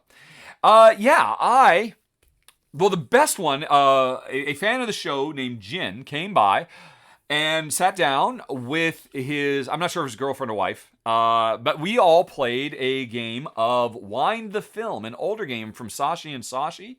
And he said, I think you're going to love this. And he was right. I absolutely loved it. I was just raving over it. I couldn't get enough of it. Such a clever little, very tension-filled card game about card drafting. And it has the... what is the game? Bonanza thing where you can't rearrange the cards in your hand, but other than using special effects, and you have to do that. Wind the Film is a phenomenal game. It was probably my favorite discovery of the show. But yeah, Arc Nova was fantastic. You know what? Hold on a second. I can't remember everything. Let's go back to the browser, and let's go to Instagram, where I post pictures of every game I play. And that will jog my memory as to what I played at the show. Yeah, Wind the Film was fantastic. Oh my gosh, Dice Miner. Dice Miner is so good. I played it with Ruel Gaviola. Played 2 games back to back. I could have easily played another half dozen games. Right then. Just mind-boggling just how sharp and fun this little, luck, no, not luck. There is definitely thought. I mean, we were all talking about this as we were playing and analyzing it. No, there are definite important decisions you can make. Although luck does play a part in Dice Miner as well. Really like that. But oh my gosh. Welcome to the Moon. I have to get my hands on this. Jen and I both really like Welcome to a lot. And we've got, a few of the expansions, like the Halloween Street and I can't remember what they all are. Oh, the Post-Apocalypse one and stuff like that. And those are all very, very nice. But Welcome to the Moon, which I guess comes with I forget, either 6 or 12 new variants. The first map you play in Welcome to the Moon, because it has a story you can play through, plays just like, Welcome to, with just like some little twist. You're filling up a rocket ship rather than a suburb in France. And that was nice. It was okay. Although, man, one of the worst rules oversights I've ever seen that made it so misleading. You definitely, if you get Welcome to the Moon and before you play the first mission, download the FAQ. The FAQ does a terrible job explaining the very interesting rule, but then there's an example that finally makes it clear how to play the first mission. But yeah, the first mission was just kind of like Welcome to with some extra stuff. The second mission of Welcome to the Moon was so mind-bogglingly redefining of the Welcome to Flip and Write experience. It blew all of our minds. We were all, because I think I played a 5-player game of this, and once we figured it out, geez Louise. If the other new things keep up the second level of quality as the second mission of Welcome to the Moon, I might have to say Welcome to the Moon makes my top 10 of 2021. I really need to get a copy of it and play it more and play it with Jen before I do my revisit of the best games of 2021, which I'll be doing in April or May, because there's always a few games I miss. And Welcome to the Moon's second mission is just... all right, what else did I play? Oh, I played Chai. Oh, what was the name of it? Chai Tea for Two. Very surprising game. I thought this was going to be just a simple little lightweight 2-player game, but when we played on the more complex, the heavier side of the board, and it was crunchy. The production of getting our tea leaves harvested and oxidized and converted into packaging tea and loaded up on ships, it was really nice. I really want to play this with Jen. I got a chance to play it with a couple different folks. Really enjoyed it, and I think Jen's gonna love it. So Chai Tea, and by the way, it's the same subject matter as Chai, but a radically different game. It's not just like, oh, we took the original Chai with its sliding tiles and it's a totally different style. Oh, what would you call it? I don't know exactly what I would call it. There's kind of a dice worker placement game, but the production methodologies, the assembly line approach is great in Chai Tea for Two. Really dug that. Then what else? Oh, Played Oak. That's actually just launched this morning. So I don't have to go on to it very long. You can watch my run through and hear what I thought then. But we all thought it was great, even though if you're listening to this podcast now, I know Ruel's there. I played with a couple other guys. I do not remember your names. I'm sorry. But if you ever hear this, please understand, we played the rules messed up. I made a goof. We were supposed to start with 6 of each resource at the beginning of the game. So we all thought the game was great. We were all very impressed by it. But we all thought, wow, it starts a little slow. And that was my fault. It doesn't start slow. Since getting home, I played it with Jen. It's great. So, if guys I played Oak, bear that in mind. Okay, then what else did I play? Oh, Fantasy Realms. I played it as, I think I played a 6-player game with Shay. Shay showed up. I had a great time playing with him and some other folks. I also played it with Jeff from Board Game Geek. It's a 2-player game. Jeff from, was like the organizer of Board Game Geek Con. He was undercover at Dice Tower West. And we got to sit down for the first time ever and play a game because he wasn't just like running around, just constantly making sure everything was working smoothly. He just got to go in and play games and travel around incognito because he's not a very well-known person. Personages from Dice Tower. But, Fantasy Realms is so great. And I really wanted to play it because I'm really excited about the new Star Trek re-theme of it. And I wanted to get Fantasy Realms fresh in my mind so that I'd be able to compare and contrast. So as I mentioned earlier in this very episode of the podcast, I love Star Trek games so much. So I cannot wait for the new Star Trek Fantasy Realms offshoot. So I played some of that, had a great time. It's so good. For the record, if you put Fantasy Realms in front of me and you put Red Rising in front of me, I would rather play Red Rising. But I totally understand why anybody would say, oh, but Red Rising, it complicates things, it adds a bunch of extra stuff, and I just like the simplicity and the purity of Fantasy Realms. I like it too. I just like a little bit more crunch and a little bit more toys to play with, plates to keep spinning. So Red Rising is the better game for me, but oh man, Fantasy Realms is so good. And again, what is up with them not putting 2-player? The 2-player rules that are in the box, officially, if you pick up Fantasy Realms at a game store and you see, I wonder if this is any good 2-player. It literally says 3-player minimum. They're literally lying to you. I can't say how much money they're turning away because it is a fantastic 2-player game. Wacky. Whiz kids. Okay, then, I played Namiji, which is the sequel to Tokaido. If you like Tokaido and you want just a tiny bit more crunch, a little bit more to think about, this is a great sequel. If you, and like me, you were never that big a fan of Tokaido, this isn't going to change your mind. But it's beautiful, it's smooth, it's fast, it's elegant. I would certainly play Namiji, Namiji, over Tokaido. Let's see. And then, and then Arc Nova, of course.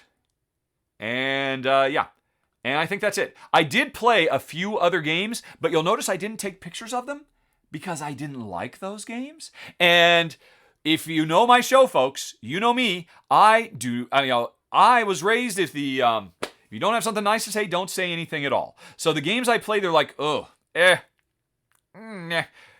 You'll never hear me ripping a game apart publicly because I don't want to hurt other publishers. There were a few misses, but I mean, those were all fantastic hits. So I had a great time at the convention. Okay, let's see. Back to the questions from Gerard. Gerard just saw my run through Evoke, which I just talked about. A great design. Many great games to play. Yes. How lucky are we that we have the circumstances of our life has put us in the trajectory of modern designer board games at this time. I mean, looking back 100 years from now, people say, wow, what must it have been like to be there when game after game after game was just reinventing the wheel? And it just must have been incredible. It is. It's so incredible. We're all so lucky, and I'm so happy, and I enjoy it all so much. Again, I'm a fairly positive, upbeat person, folks. So don't mind me. All right, Kirk wonders, the most recent announced title from Board and Dice, Nightmare Cathedral, has Kirk quite intrigued, but if only because it's so different from anything Board and Dice has done before. What are my initial impressions of it, and will I, or maybe Shay, be covering it, assuming you are contacted? We have been contacted, and the contributors have definitely... Shay can't do it. Did I mention? Shay is going to be taking a backseat because he's getting married. Congratulations, Shay. Oh, I'm so happy for you. That's great. So Shay's going to be slowing down until May. So Shay couldn't do it. But the other contributors, they have definitely expressed interest. So I'm hoping Board and Dice picks up one of them. I would like to cover it because I've actually read the rule book. Stem to stern. I know what this game is, and it sounds really, really cool from a gameplay perspective. It is a worker placement game where you place your workers on a daytime slot, and what that means is if you are adjacent to other workers, you activate their workers as well, but they get to do different things than you. This is a really cool idea. I saw it most recently in The Great Wall, and it's here as well. Because Puerto Rico, and then followed up by Race for the Galaxy, very firmly established this idea that we've seen in so many games over the year where, I will play a game and then everybody to do an action and everybody else gets to do a weaker version of that action. And that's great. That's awesome. I love it. I'm very interested in games that have me, I will do this action and it will allow other people to do something completely different. I think that's very, very cool. And then after you place your worker at the end of your turn, and people get to do stuff depending on if they're, where they are relative to you, then your worker slides down into a nighttime slot and you get to do different stuff. It seems really cool. I really like the gameplay. I really wanted to play it, except for the fact that, oh my gosh, is it creepy. It is, as you said, Nightmare Cathedral is definitely not the kind of thematic game you see normally from Board and Dice. And I was looking at the miniatures, I was looking at the game art, and I just knew Jen would not be able to enjoy that game because it is nightmare fuel. It would definitely get in her brain. She would have a hard time sleeping if she invested herself in it. So it's just not for us. But if you don't mind, really creepy, spooky, like what's the Upside Down from that Netflix show with the kids, which I can't think of anymore. But just creepy, spooky, otherworldly horrors. But then you want a really cool, fresh, interesting take on worker placement. You might want to check out Nightmare Cathedral. And fingers crossed, Board and Dice, gets Kim to cover it or something like that, because they really should. Because I would love to see more people see it. Anyway, so that's where I am on that one. Kirk. Marty wonders, or states, that there's a minority of people in the gaming community that say app-driven or integrated games are really just video games with some real-world components. They're not real board games. What would I say to those people as a rebuttal? I would say you're wrong. That is patently untrue, and I'm sorry that you can't enjoy this, because it's fresh, it's fun, it's exciting, it opens up new avenues for gameplay that the industry could not do any other way. Do we really want to go back to the 70s and play Mastermind, where one person just has to sit there and be the clue giver? Don't we want everybody to get to play? Why not have the apps do the boring stuff, the crappy stuff, the fiddly stuff, so that we can just project ourselves into these worlds? Why wouldn't somebody want that? And that's fine. It is not for me to say that you should enjoy this. If you don't enjoy this, you're wrong as a board gamer. That's not where I'm at. In the same way, it would be, if I were to do that, it would be totally legit for those people to turn back around and say, well, why don't you enjoy Memoir 44? Why don't you enjoy Arkham Horror or Elder's Horror or all these different types of games that I just fundamentally don't enjoy, because that's just the type of person I am. That's the way my brain is wired. My brain wants certain things, wants certain neural pathways to be activated to release all that sweet, sweet dopamine. And if the games don't do it, I don't want to spend my time on it. So you know what? If the existence of an app in the game means you don't get your dopamine hit for getting to play the game and getting a real sense of accomplishment, hey, no problem. I would rather you say, oh, it's not for me, because that's totally legit. To make more blanket gatekeeping, arrogant statements like, well, you're not really playing a board game. That's not cool. But you know what? If you're somebody who's saying that, you're probably not somebody I want to play a board game with anyway. That sounds pretty close-minded and pretty quick to dismiss the thoughts and feelings of others. I do not dismiss yours. It totally makes perfect sense. If you don't enjoy this, there's lots of things I don't enjoy either. So we'll go our separate ways. That's what I would say, Marty. I think that's the best way forward. And I can't wait for whatever the industry comes up with next for app integration in games, because it's awesome. Alrighty. Again, I'm a very excitable and positive, upbeat person. Okay. All right. Matilda has 3 game questions for me. What are my top 3 games with a Mancala mechanism? How well do I think has the rule for 2 players in Fresco aged? Would I want the author to change this rule? And finally, if I were to introduce a Eurogame player to storytelling games, what 3 games would I choose? Good questions. Let's go back to the browser, because I got to look at lists of stuff, because my brain doesn't just pull up games just like that really quick. So I need to do an advanced search. All right, we click first, and then click advanced search. And then we go down to mechanic, which I'm totally going to let go. Should be mechanism. That's fine. Somewhere in this list will be the word Mancala. Ba-ba-ba-ba-ba. He's a really big ape. Bump, bump. Anybody know what that's from? That would be far out if anybody gets that reference. Look at that big ape. He's a really big ape. Bump, bump. Alrighty. Right. So, Mancala games. Submit. Show me the Mancala. And then after you're done with that, sort by board game rank. Alrighty. Top 3 Mancala games. How fortunate that the ones I have and have kept are marked here so I can see them. Oh my gosh. There are 3. There are 3. They are, from countdown form, at the bottom of my list, Crusaders, Thy Will Be Done. Number 2, Gold West. Well, is that really Mancala? I mean, that's more like Macau. Why does Gold West say it's a Mancala, but Macau does not? I think that's wrong. But anyway, the number 1, Trajan, which really is no surprise. Now, here's a mistake. Free Radicals should be here. Free Radicals is a Mancala game. And again, I don't think, is Gold West? It kind of is. It kind of is. Okay, we'll leave it. I'll allow it. I'll allow it. Yeah, without the circular, with only it's a one-dimensional Mancala game. Yeah, we'll go with that. Okay, so I think I'd rank Free Radicals over Gold West. I definitely over Crusaders. So anyway, so there's 3 that I have right now. Free Radicals also goes on the list. And I just recently put up my Kickstarter preview for Pilgrim. And Pilgrim, I think, would take my number 2 spot. So it'd probably be, but again, I've only played a prototype, so grain of salt time in a big, big way. But I think my final list would be in the number 1 spot, Trajan, in the number 2 spot, Pilgrim, and probably in the number 3 spot, Free Radical. Although that's kind of cheating, so it could be Gold West as well. So that's it for top 3 games with Mancalas. I mean, man, there's so many great ones out there. Finca and, Let's see. Let's actually look a little bit more.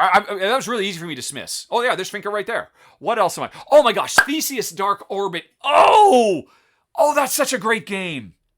God damn, that's a great game. I no longer have it in my collection because it's basically Aliens, a board game based on James Cameron's Aliens, where there's Marines and scientists and aliens all on a space station, and the space station is literally around Mancala, and we move our troops around, or our units around, using Mancala mechanisms, and it's really great. But one, it was Jen didn't like it because of all the aliens imagery and whatnot, and 2, we spent a lot of time trying to kill each other in that game. But if you like Mancalas and you love aliens, then Theseus, the Dark Orbit, is by far the greatest Mancala game in the history of humanity. Oh my gosh, what a crazy far out game. Fistful of Meeples is very, very good. Nice on the lighter end. I really like that one. What else? Planes. Oh, man, that was good. That was a nice one, too. Trying to get passengers. I mean, it was so perfectly thematically, just trying to get passengers to the right departure gates in an airport so they can get on planes. Bethel Woods. Bethel Woods is a cooperative Mancala. That's worth looking at. That was very, very cool. Imagineers, I only played the prototype. I don't remember. Oh, and Humboldt's Great Voyage. That was a nice one, too. Much more Euro-y than most of these games. I liked it. Fruit picking is fantastic. If I were looking for a really, really lightweight gateway Mancala game, fruit picking, number one. Gosh, that's such a good game. Again, if you're looking for a really, really lightweight Mancala. Of course, there's Mancala itself. Oh, and Five Tribes, of course, is a legit one. This is weird. There are very few Mancala games. Even though the Mancala mechanism has been with us for literally millennia, there are only a handful of games that have adopted it, even though it's one of the greatest board game mechanisms of all time. Why is that? I do not know. If I were to ever make a board game, a modern design Euro board game, you better believe I would start with, okay, what can I do new with the Mancala? Just because there's such fertile ground there. I mean, literally, Mancalas are taking seeds and planting them. Of course, they're fertile ground. So anyway, but there's three that I would probably choose and a bunch more runners up. Okay. Your next question was, the Fresco 2-player rule. Okay, how well has it aged? Would I change it? First of all, no. We played Fresco because of a new expansion last year, if I recall correctly. So it's still fairly fresh in my mind. And we still love it every much as much as we did. Basically, Fresco, to play it as a 2-player game, introduces a third player named Leonardo, and the 2 players take turns. On my turn, I'm going to, every round, there's 3 players active, and in round 1, I control myself and Leonardo. In round 2, you control yourself and Leonardo. So we kind of share custody. And when I'm and the game is about, painting the equivalent of the Sistine Chapel, going to the market, getting goods, getting up, pursuing side jobs, all kinds of stuff. And there's the reason there's the third player there is because the developers just decided, hey, let's do this rather than tighten up the board, rather than have fewer things. Or, these days, if Fresco came out these days, I wouldn't be at all surprised if it would not have Leonardo, and instead it would have a deck of cards. And after you and I, in a 2-player game, have made our choices about how we want to program our day, because this is a simultaneous worker placement game where everybody chooses what they're going to do and then we reveal at the same time. I could imagine, say, oh, I choose mine, you choose yours, and now let's draw a card and see what Leonardo does. And that would work totally fine. And I would probably still love Fresco to bits. But honestly, what they do is better. Because a system like what I just described, draw a card, Leonardo, oh, I'm going to take the third thing or in the market, or I'm going to try and do this particular tile when I'm painting the ceiling or whatever. That would introduce variant luck that would inevitably benefit one player over another. And it's fine. It would still be okay. But, from time to time, it's like, oh, what do you know? Leonardo just happened to go to the perfect place. That's right where you wanted Leonardo to be, isn't it? And every time, but the rest of the game, Leonardo's always just screwing me. And because he's random and we cannot anticipate where he's going to go, that's why what they did is superior. Because when it's going to be my turn to control Leonardo, you probably know what I want Leonardo to do. And basically each round starts with a bidding where we're everybody's deciding again, and revealing, is it simultaneous or do we take turns? But everybody at the beginning of the round decides how early are they going to get out of bed, because it makes them grumpy. It means they can do fewer actions, but they can get to things sooner, and it means and so if I'm doing that, if I'm controlling Leonardo and you're afraid that I'm going to deploy Leonardo in such a way that it would take what you want, you just get up earlier and make sure you get up earlier than me or Leonardo. The system works fantastically. It is a little aggressive. I'll admit I don't particularly like that. I guess if I were to change it, I wouldn't do what people are doing now. I would want it to be an automated system. We always know Leonardo is going to get up as early as possible. So if you want to ensure that, you got to get up earlier. Otherwise, Leonardo will always get up as early as possible. Leonardo will always take the market furthest to the right, right? Leonardo will always do the for-hire job that's furthest to the right, so that I can plan what Leonardo is going to do. And but the big thing is painting the Sistine Chapel, or the ceiling of the church that we're working on.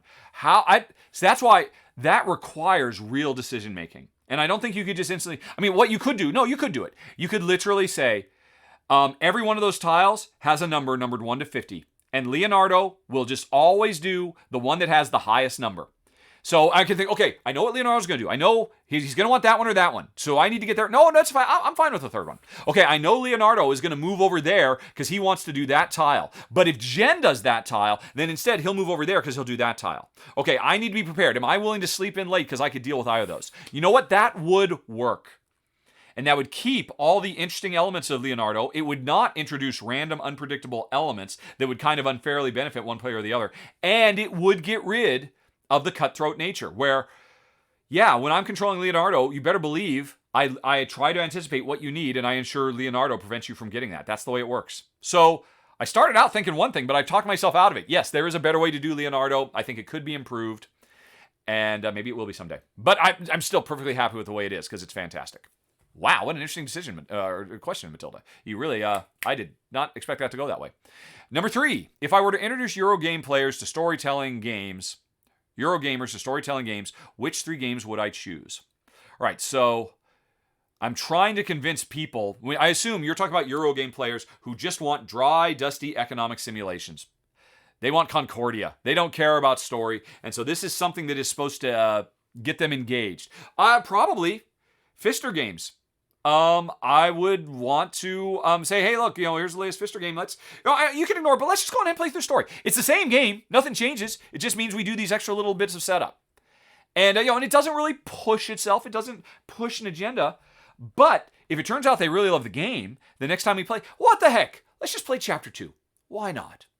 Because, hey, remember that character in Chapter 1? It's now a playable card that goes into the deck. That's really cool, right? I would probably want to use something like that as a gateway. And so in that regard, you could pick any of them. Blackout of Hong Kong, Maracaibo. If you want a lighter weight game, Oh My Goods, or Tybor the Builder. What other ones has he done in? Oh, he did it, of course, in the Oh My Goods spin-off big box game that I can't think of the name of now. Oh, that's going to drive me nuts. Something at Newport, I want to say. Oh, I'm going to look that up now. Alrighty. Oh My Goods. I'm searching for that on Board Game Geek. Originally called Royal Goods, which is a much better title. And do you say who it was? No, you don't. All right, but I can just search for Alexander Pfister now. And then you will tell me that the game that I'm thinking of is Expedition Newdale. I probably games like that because they're still, they're still 98%. There's like 2 or 3% story. And you can completely ignore it if you want, but over multiple games with these people, I would like to, what's the thing about, you throw the frog into the boiling water or hops out, but if you just slowly turn the temperature up, they'll cook themselves. That's what I want to do with narrative in games. Turns out that's not true. The frog will jump out of the pot of, I don't know how they know that. I hope somebody didn't test it. But anyway, though, that would be my approach because I do think that's great. And it's not just Alexander Pfister who's doing it, but he's at the forefront of it. But any game that does that in a Euro-y way would probably be my approach, I think. Where it's still just 90%. It's not about narrative. You can ignore this narrative if you want. It's just there in the background, and hopefully it grows on people. Because I assume that's what you're talking about, how to get people engaged in that.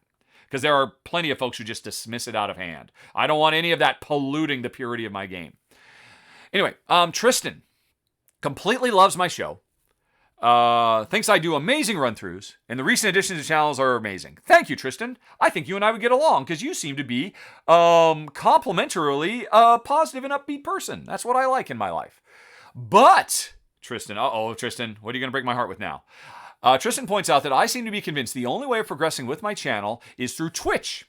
And the situation that it deals with you with, i.e. having to deal with the crowd, I personally think that takes away what you're personally good at. What are your thoughts on having to do live streams, etc.? By this point, it isn't so new to you, maybe? That is interesting. The reason I am doing more live stuff is because the growth of my channel has stagnated. I'm still doing very well. I'm still getting as many views. I'm still pretty much making as much ad revenue as I ever did. But my new subscribers have slowed down significantly. Now, a big reason for that is because of the shirts that I wear from time to time. And a lot of people just don't want to see it. And that's fine. I've decided I'm willing to forgo that. But I want the growth of my show to continue. Because the bigger it gets, the more people I can bring in to become contributors to the channel. I would love, I look with green-eyed envy at Tom Vassell that he is roughly 3 times more popular than me in terms of views, in terms of, ad revenue, and in terms of how many people he has working for him. I don't want to do this because I want to be a captain of industry. I just want to help. I mean, the day that I found out that Shay, because of the money he's making doing videos on my channel, meant he did not have to go back to his old bartending job. That he was able to try to make, between his income of his channel, which is growing in popularity thanks to his appearances on mine, and the money he makes off of doing it on my channel, allowed him to do this full time. That makes me so happy. I want to do that for other people. And to do that, I need to continue to grow. And the thing is, anybody will tell you diversification is important if you want to grow. There is a vibrant and active board game community on Twitch. And I am here on Twitch to get them interested in the Rahdo Runs Through brand. Because if that translates to more people, subscribing on Twitch and then ultimately on YouTube and watching the videos, that translates into more eyeballs. That translates into more publishers who are ready to, send review copies of games that I can send to other people, and then I can pay them. And that's what I'm trying to do. Now, as for does this work to my strengths, you'd have to go into that a little bit more, Tristan. My only real strength is I'm a motor mouth. Let's see. In high school, I was forced into a life of public performance because the principal of my school forced me to take on the lead role in a play when I was in my junior year.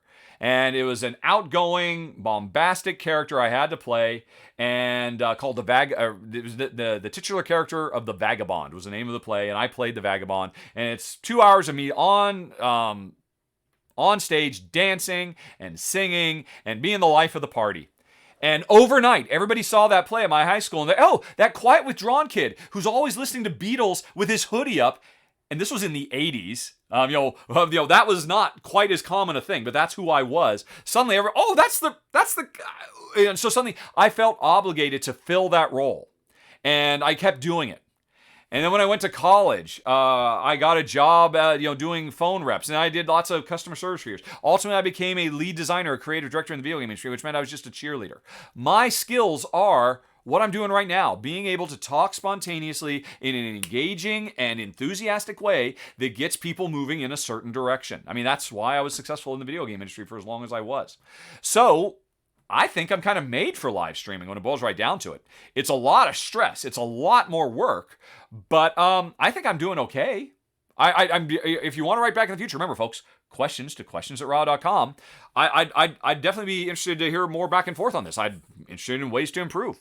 Anyway, moving on to Shako. Shako is also a big fan of the show and wants to thank me, and I'm sure everybody else, for all the amazing content we create.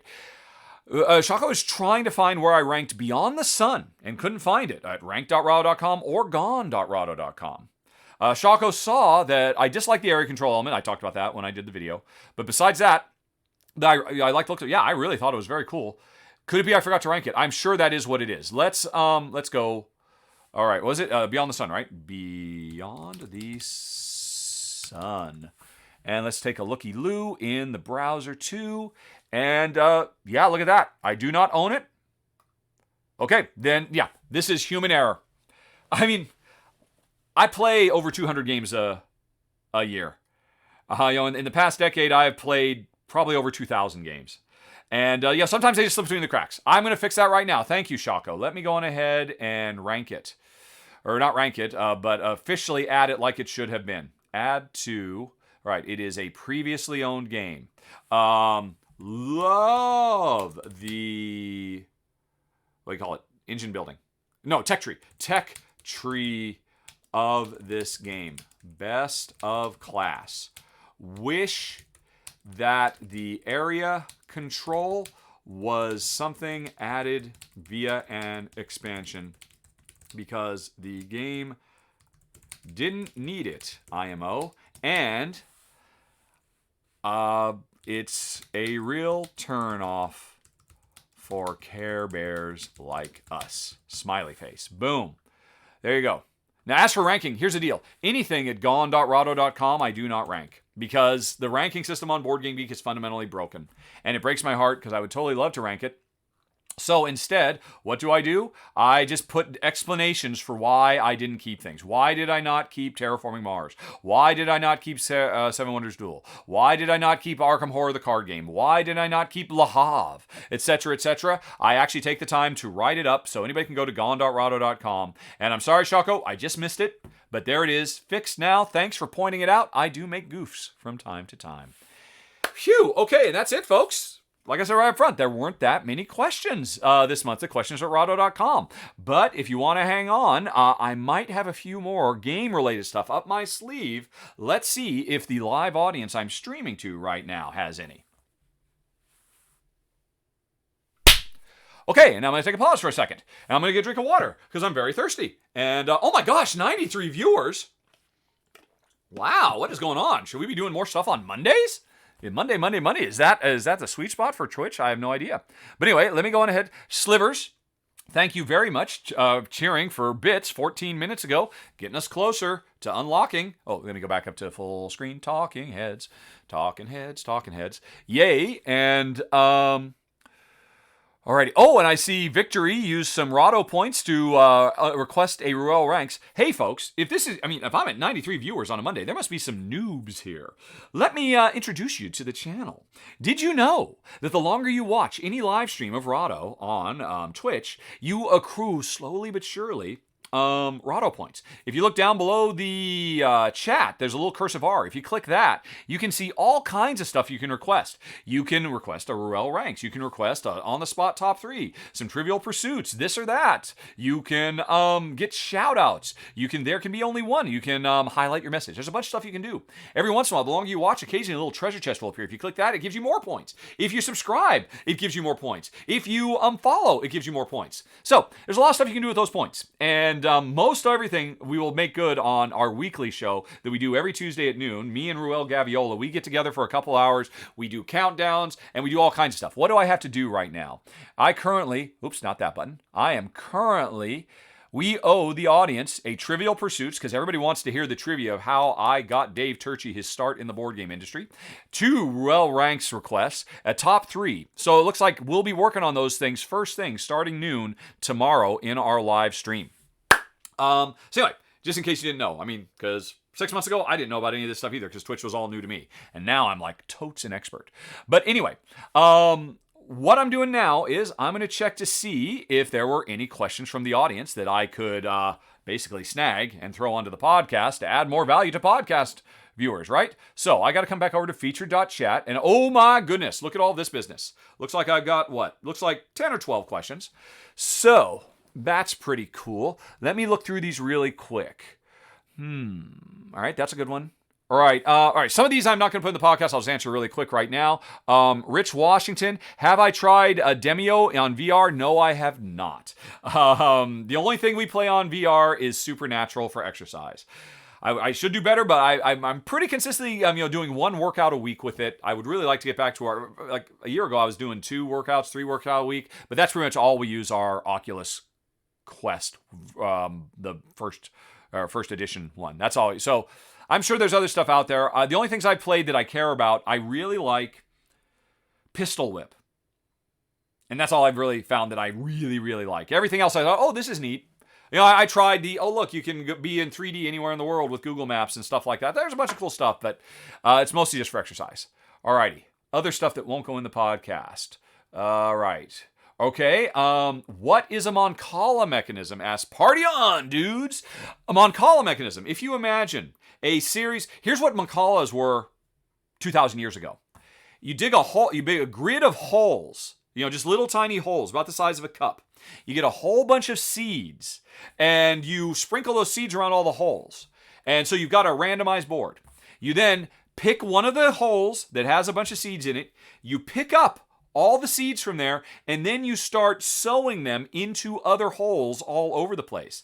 And the last place you put one, which is kind of determined by how much you picked up and where you dropped them off and where you moved, you get to do stuff. That's kind of more of a modern Mon Call. The original Mon Call is kind of an area control game because I've got my holes, you got your holes, and we're kind of playing this chess game trying to get more things in certain places than other players while playing with this. It's a brilliant system, and it's like I said, it existed for thousands of years, and 7 or 8 years ago, Stefan Feld, the greatest modern board game Euro designer, said, hey, you know what, that's really cool. Maybe I should turn that into a really awesome game. He wasn't the first, but he put out Trajan, which to this day is still, some people consider his masterpiece.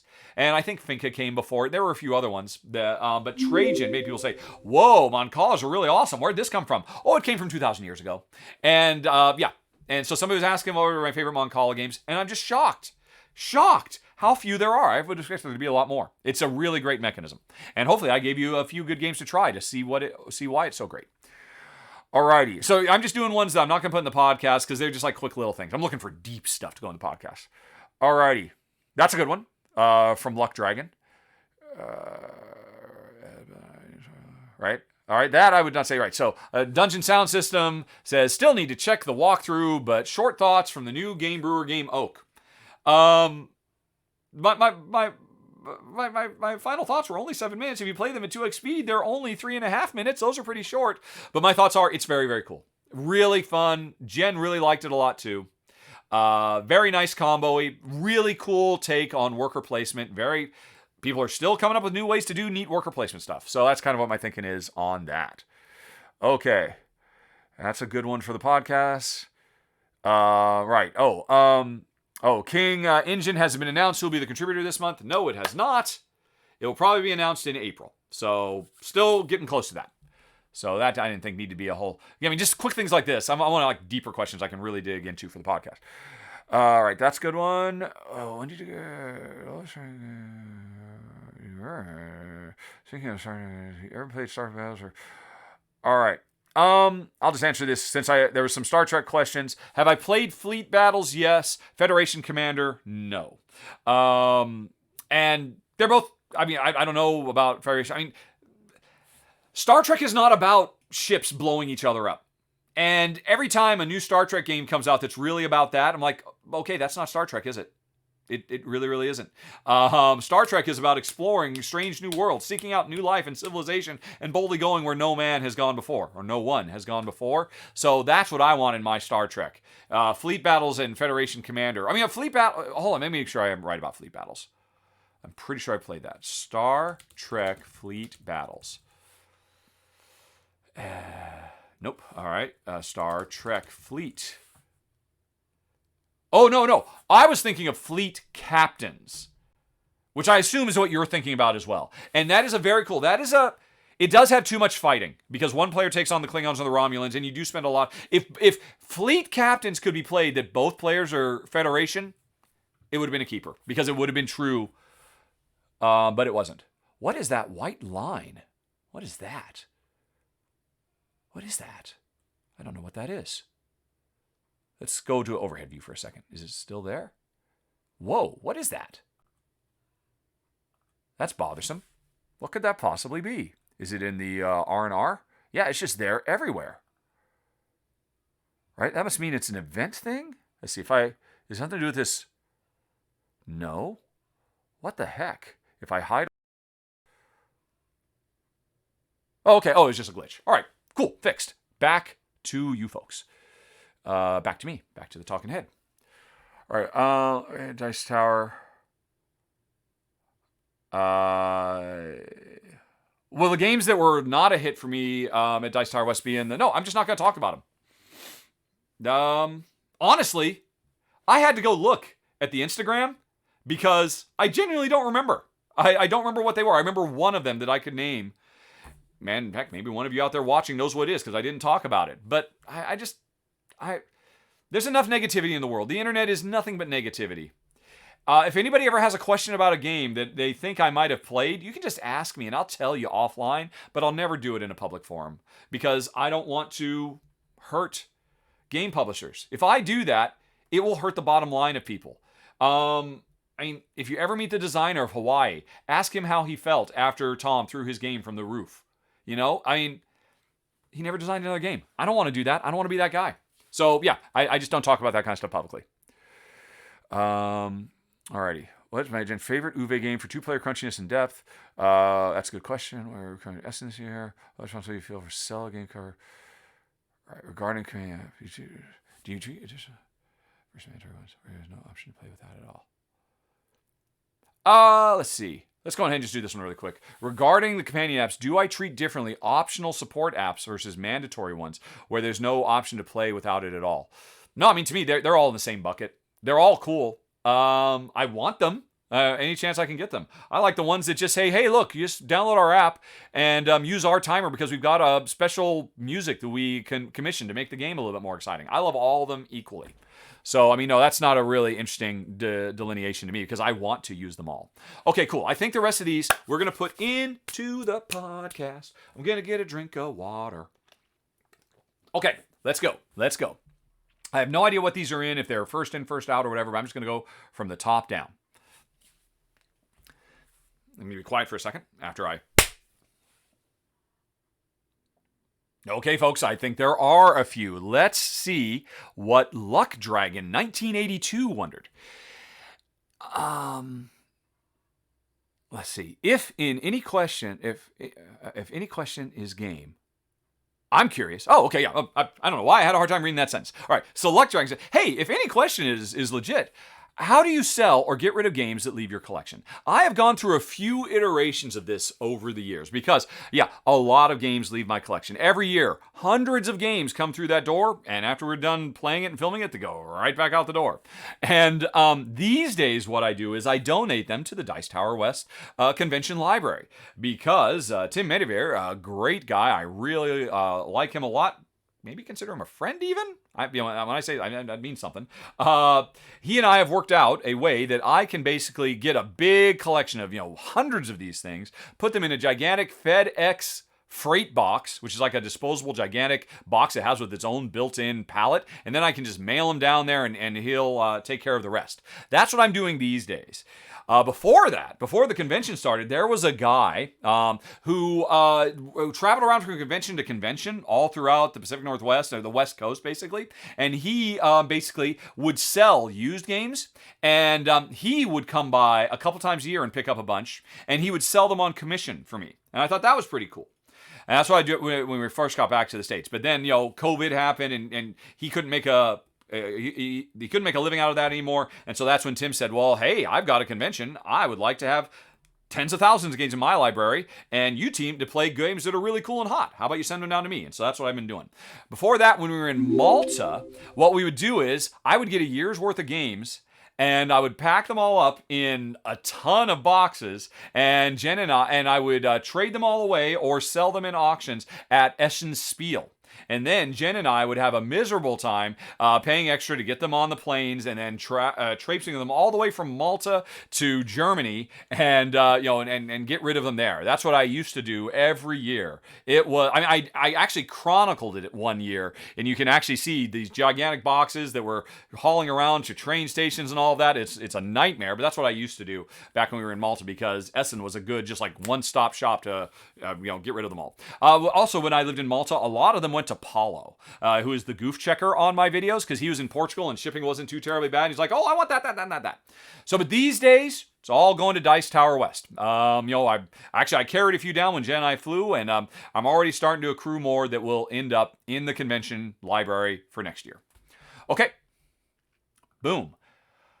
Let's see here. Party on, dudes. Wonders what... I tried to do that as Abraham Lincoln from Bill and Ted. What are some of my favorite solo games? Well, by far, the easy answer for that, sadly, is Marvel Champions, because I'd much rather play it with Jen.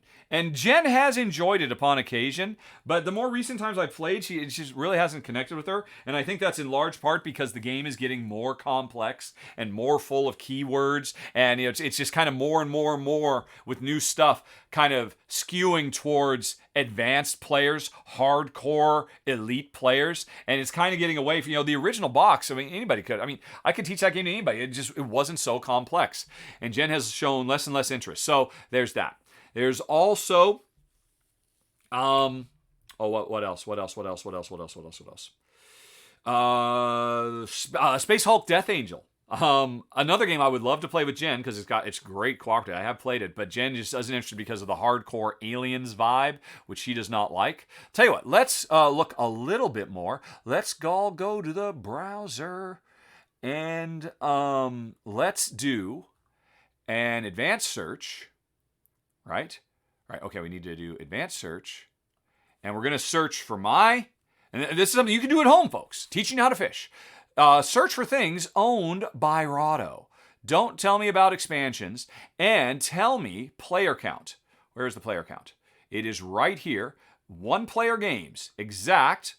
And submit. This will tell you everything in my collection that supports 1-player gaming. Right? So, Gloomhaven, I would not want to play that solo. Agricola, I've never tried it. It'd probably be fine. Let's see here. Wingspan, I think, is great. Honestly, any game that has a solo mode designed by Automa Factory and Morten Monrad Peterson, going to be top of class. Wingspan is a great solo game. Let's see here. Never tried Twa solo. That would really be interesting. The Tapestry solo game is fantastic. Again, that's Automa Factory. This War of Mine, I have played a lot of it. I played many, many hours of it solo, and that was a phenomenal experience. In some ways, maybe it's the best because that's such an emotional roller coaster, and you can really invest yourself more if you're not worried about the social aspect of playing with somebody else. Maracaibo is a great solo game. I really enjoyed that a lot. Let's see here. Escape Curse of the Temple that's a terrible. I actually tried that once and it was not good. The Ark Nova solo mode is very good. Very, very good. I like it a lot. Let's see. Isle of Cats is also good. Shadowrun Crossfire, no, because it's not really solo. You have to play two-handed. Tiny Towns is great. Oh, I love Tiny Towns as a solo experience. And Terraforming Mars Ares Expedition, especially with the new expansion, that is really good stuff. Let's see. And I'm just scrolling, looking at other things that really jump out at that I've tried and I've really, Red Rising, I think is if you want to play Fantasy Realm solo, check out Red Rising. Calico is great too. I would like to try Project Elite as a solo game. I suspect it would work fantastically, but I've never tried it. I've only played it with Jen. Sprawlopolis, I think, is best as a solo game instead of 2-player. Aquatic, I would like to try. Peloponnese, I would like to try. Boone Lake is great. It's really nice. Cloud Age is really good too, both from Alexander Pfister. Yeah, there's a few. I mean, I could keep going. But yeah, I mean, there's a few. So there's a lot. Now, I don't play them solo because I don't have time. On the other side of the wall that I'm pointing at, there are, at any given time, usually about 50 to 100 games that have been sent to me by publishers that are high on my list of things I gotta do because I feel that, they spent the time and effort to send to me. I should provide it some level of coverage. So I don't have time to go and just play games for fun for solo. But there were a few, hopefully, maybe some of you hadn't considered that you might like. Many of those, when I film them, and this is something I'm doing a lot more these days, if the game has a good solo mode, that I believe demonstrates what it feels like to play multiplayer, I would prefer to do my run-through solo because it is literally more fun for me. And it serves double duty. Solo gamers get to see how does the solo mode work, and I don't believe I'm compromising, and because multiplayer gamers will still get a feel for the game. Now, if it's a solo mode that really changes the feel of the game, then I won't play it solo because more than anything else, I really do want to show what the multiplayer experience is. But that's something I do a lot these days. That's why I knew a lot of those games. If you'd asked me that question 5 years ago, I would have had one. Space Hulk Death Angel, and that would be it. Okie dokie. Let's see. Okay, here we go. Dark Knight 1183 asks, what suggestions do I have for game storage? Shelf set, long-term storage. Well, I am surrounded by IKEA, what are they called? The Calyx shelves. I think they're great. I don't know if you can see them if you happen to be watching this rather than listening to it. When I built these, I did put some areas of them together without the vertical supporting line so that I could put long, skinny boxes like Gloomhaven or Ark Nova in because those things don't tend to fit in the little tiny squares. Yeah, I'm really happy with these, especially because once I figured out that I could store an additional 30% of games, because what I do is I put all the game, I fill up these cubbies as full as I can, and I shove them all back as far as I can, and then I put another game in front of them that's facing out, so you get a really nice looking game, and I just like the look of it. But then all I gotta do is pull that game down, and I got dozens of games behind there, so it's maximum efficient space usage. It feels like a really good polyomino game when you just slip that L in perfectly, and it all fits wonderfully. So it's kind of gamey. So yeah, I really like these shelves. Before these, we had different ones from, I can't remember the name of the line we had before, that we'd gotten not from IMAX, from IKEA in Europe. Oh, the Billy boards were nice too. They did have a tendency to warp a little bit. Otherwise, I really like them quite a bit as well.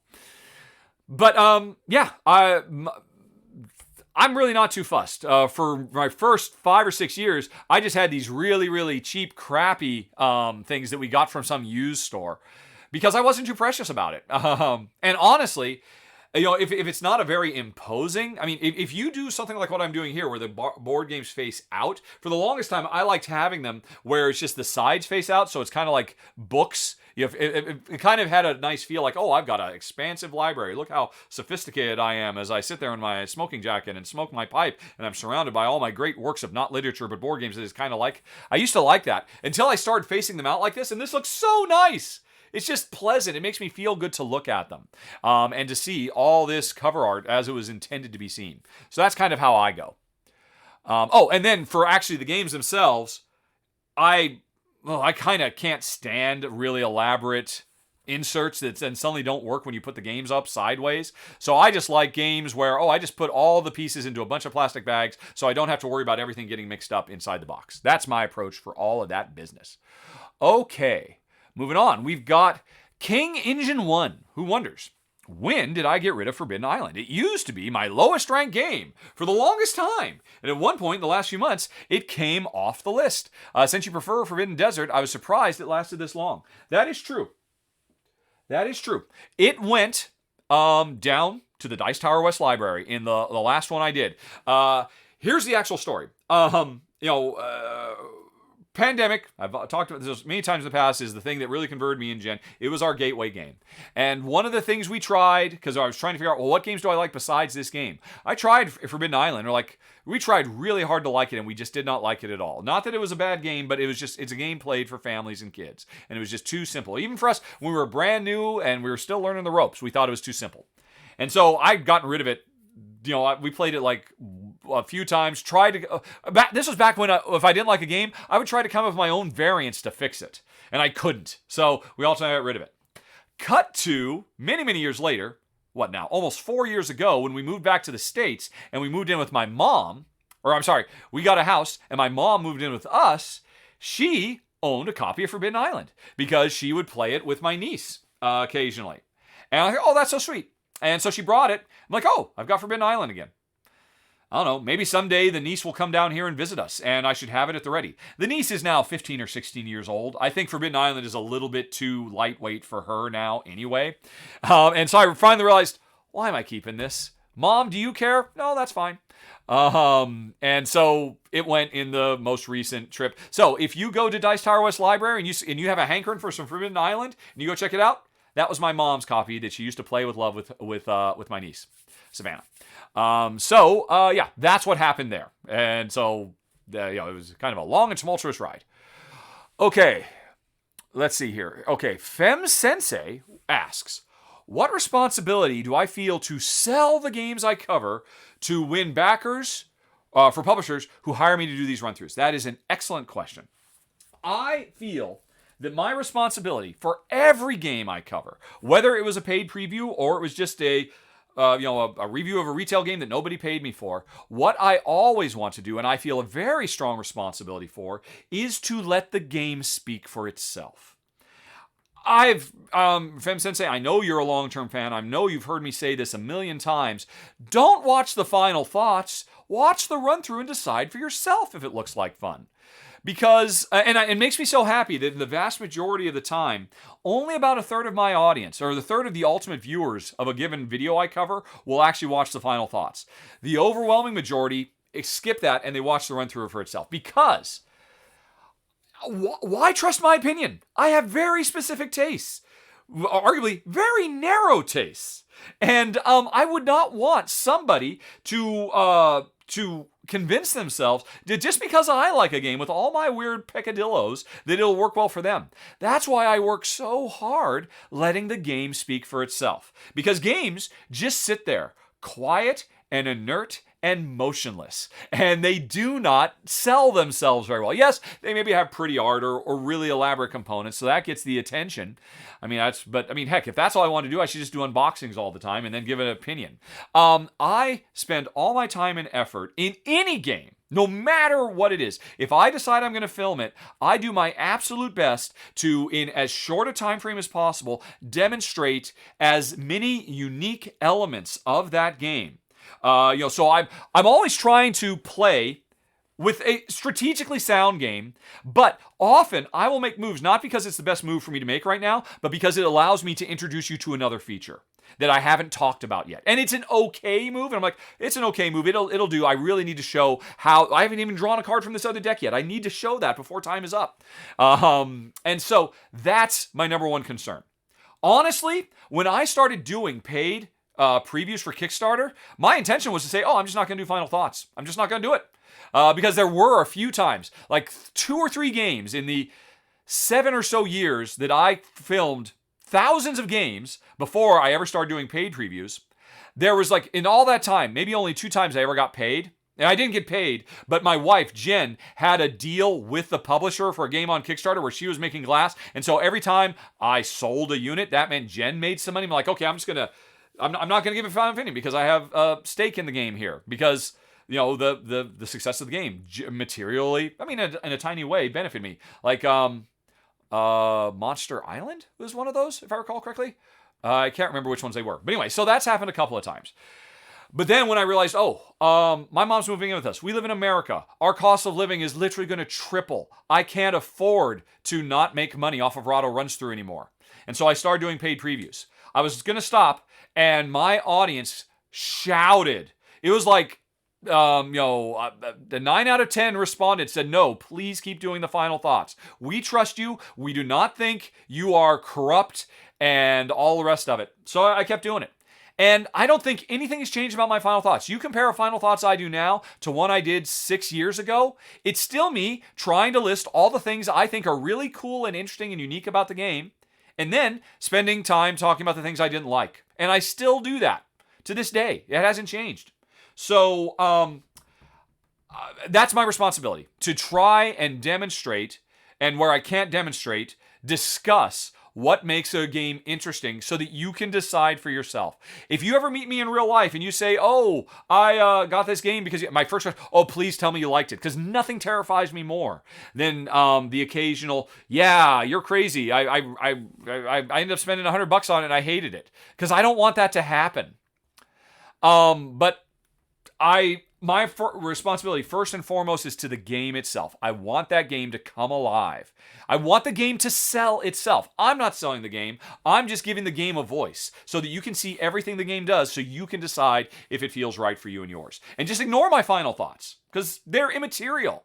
Because I'm not the same person you. I have different brain chemistry than you. How could that possibly matter? What matters is the game itself. So that's why I do run-throughs. And that's kind of how I look at it. Yeah. Is there anything else to say on that? Because obviously there's a lot of people who have strong feelings on this. Because a week doesn't go by that people don't somewhere on Board Game Geek or on my channel or on Reddit or someplace, call me a shill, say I'm corrupt, say I'm bought off, or I'm in the pocket of big board game or whatever it might be. And it used to bother me a lot. Now I just let it roll. Most of the time I let it roll off my back. Sometimes it still gets to me because I don't like being told I'm a bad person. I don't think I'm a bad person. I think I'm an honest, upright person. But these people just assume the worst of me because that's what the internet makes people do. Makes everybody assume the worst of everybody else. And me saying that means I'm assuming the worst of the people who are accusing me of these things. So I'm akin to it. That's why more than anything else, my number one responsibility is be a beacon of positivity. There's enough freaking negativity on the internet. We don't need any more of it. If you listen later on to the personal Q&A portion of this podcast, where I talk a lot about my feelings about the future of humanity, it's nothing but positive. Somebody said, Rahdo, can you please tell me what your vision of the future of humanity is? Because I'm too depressed by what I see out my window every day. That's what I do. I'm always positive, upbeat, trying to move forward, and that's just me. Okay, Karthik Seti, my favorite person in all of Deutschland. Well, maybe my second favorite person, because I kind of like Slima more. Anyway, though, and I just called her by the name of a town in Malta. Oh dear, Karthik, don't say. I'll be like, Karthik wonders, am I going to be coming to Essensfield this year? No, probably still not. I honestly, man, I want to, and I'll be honest, I want to just to hang out with you, quite frankly, more than anything else. And play some games, but it's just too far. It's too long. It's too painful. We just got back from Dice Tower West. We had a great, Jen had a fantastic show, met a lot of people. It was really nothing but positivity and upbeatedness and some silly mishaps along the way and a few bad games, but mostly great games were played. But I'm just exhausted. And the thought of spending 10 plus hours in a plane, never mind how much it costs monetarily, it's just, I don't think it can happen until we eventually move back to Europe, which we will eventually do. But that won't happen as long as my mom needs me, because that's what are my responsibilities I were talking about earlier? My number one responsibility in this world is taking care of my mom. And Essen and my mom don't fit. So it's a ways off. I am sorry, sir. It will not happen this year unless something really unexpected happens. Okay, if the organization that puts on Essen wants me to come out as a special guest and is willing to pay for airfare, yeah, that's it. It would have to be something like that, because otherwise I'm not going to pay all that money and spend all that time and all that energy. And oh my gosh, it's not just the time I'm there, the time before and after. Taking a week off from Rahdo Runs Through creates compounding levels of pain, as I've got dates I've got to hit and things I've got to cover. And it just, every time that I'm there, I'm like, oh, what am I not getting done? I didn't get enough done before I left. I'm going to have to make it up on the back end. So, there's those kinds of issues too. It was easier when we were in Malta because, it was just a couple days. We just flew up for like 3 or 4 days. We were there and back again, direct flights, all of that stuff. It's not that way anymore. Okay, and it looks like last question from the live stream. What are Jen's and my favorite Uwe Rosenberg games for 2-player crunchiness and depth? Well, that's from Forest of Glass. Let's go back to the browser one last time. Okay, let's go back to the advanced search one last time. Okay, advanced search is the greatest tool in all of board game geekdom. What do I want? Stuff I've got. I'm just going to, if I haven't kept it, I'm going to ignore it. Designer. Uwe Rosenberg. Don't need that 1-player restriction anymore. But I still don't, no expansions. Gimme. Let's look. Okay. Now, also, first of all, of course, I have actually done a top 10 Uwe Rosenberg list a few years ago. It's probably a little out of date now because Hallertau pumped way up.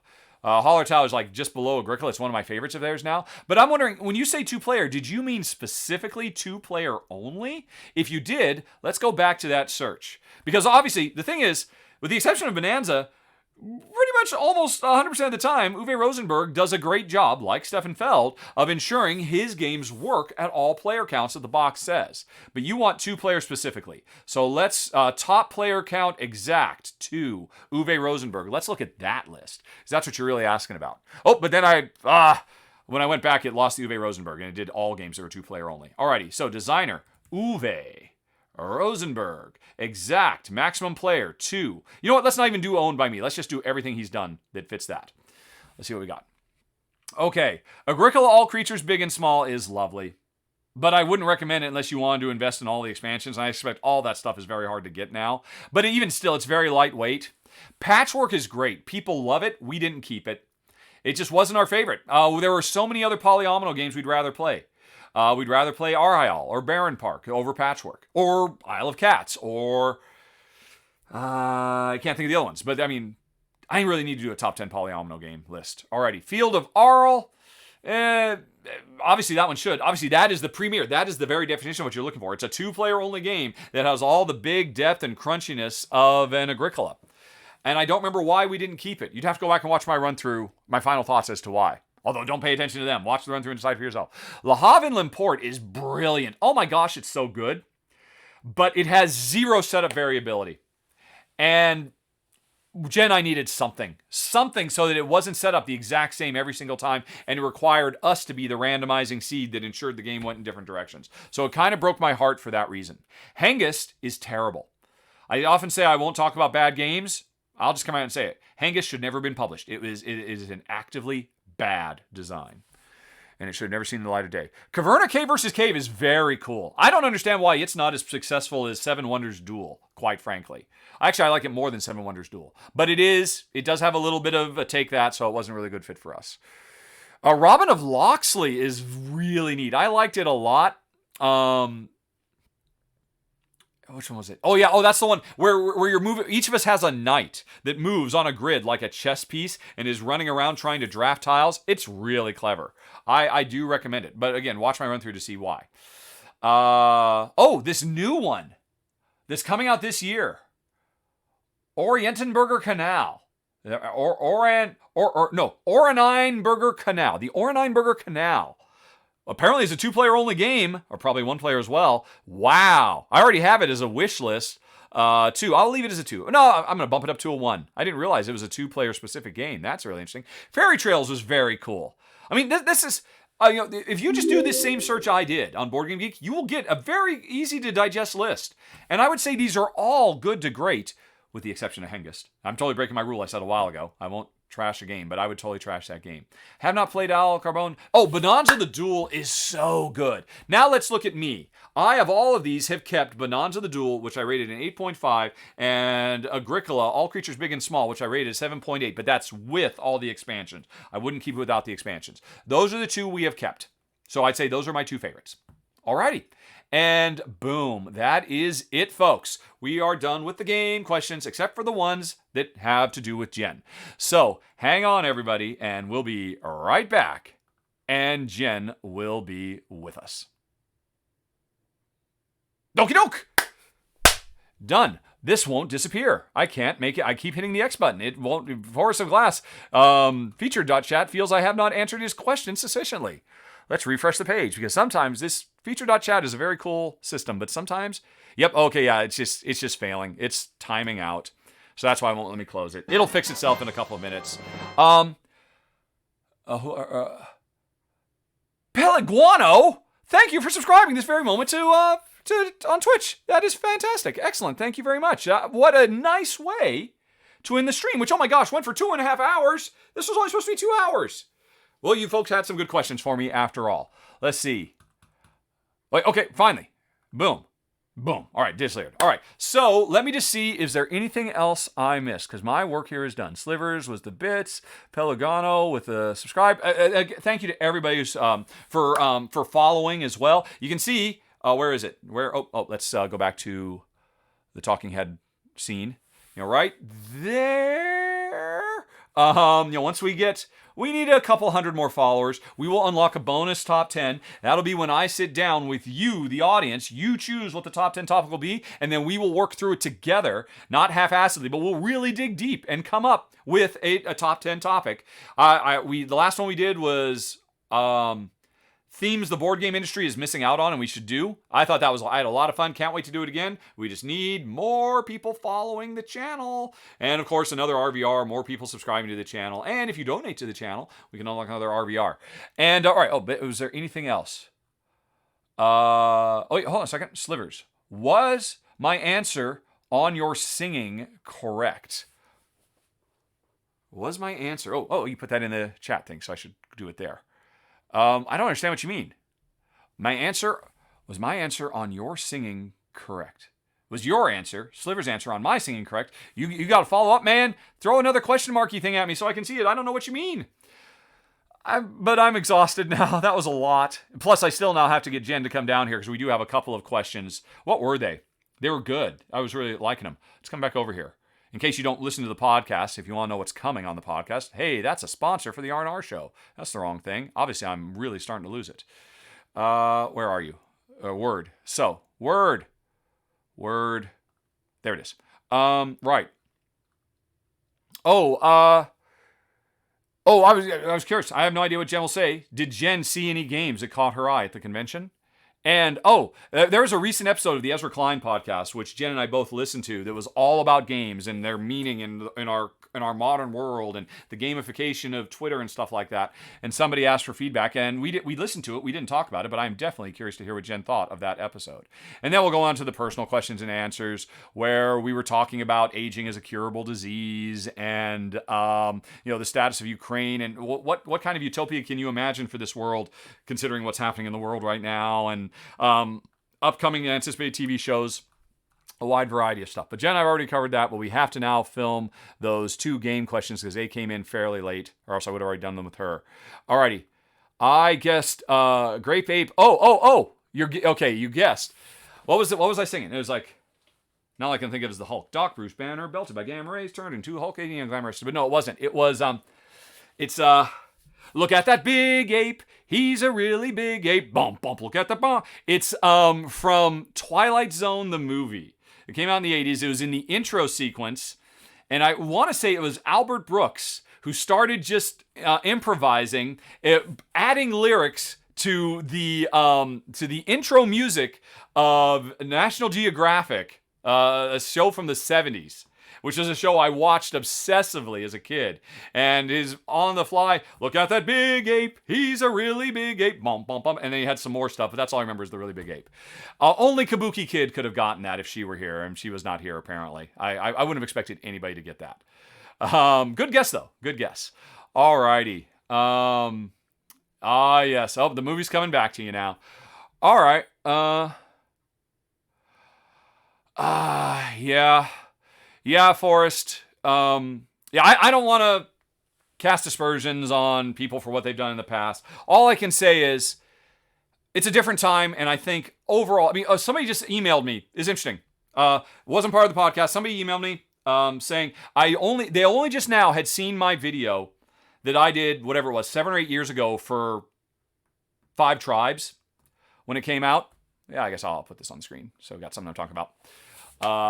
This would have been good to talk about. No, but this is a smaller audience. Not many people are going to see this. So that's cool. I'm not putting it on the podcast where literally thousands of people will download and listen to it.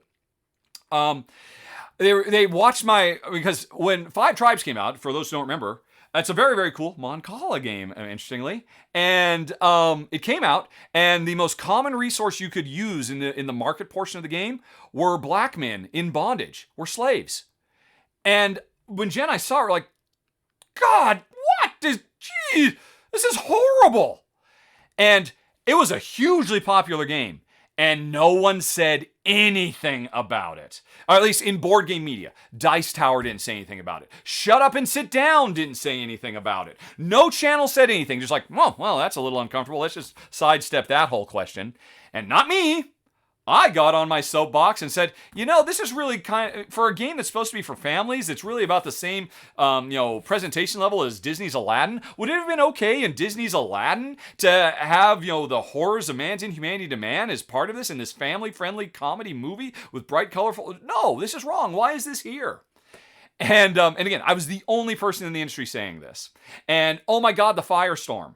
And it was, and sadly, predictably, a firestorm mostly of people saying, how dare you, Rahdo? Slavery existed. This is an accurate retelling of history. And you want to whitewash history and all snowflake, blah, blah, blah garbage. And I just got that. I still get it to this day. Not very often. Once every couple of months, somebody will say, call me a card-carrying snowflake because how dare I try to erase history because slaves existed in the Arabian Nights.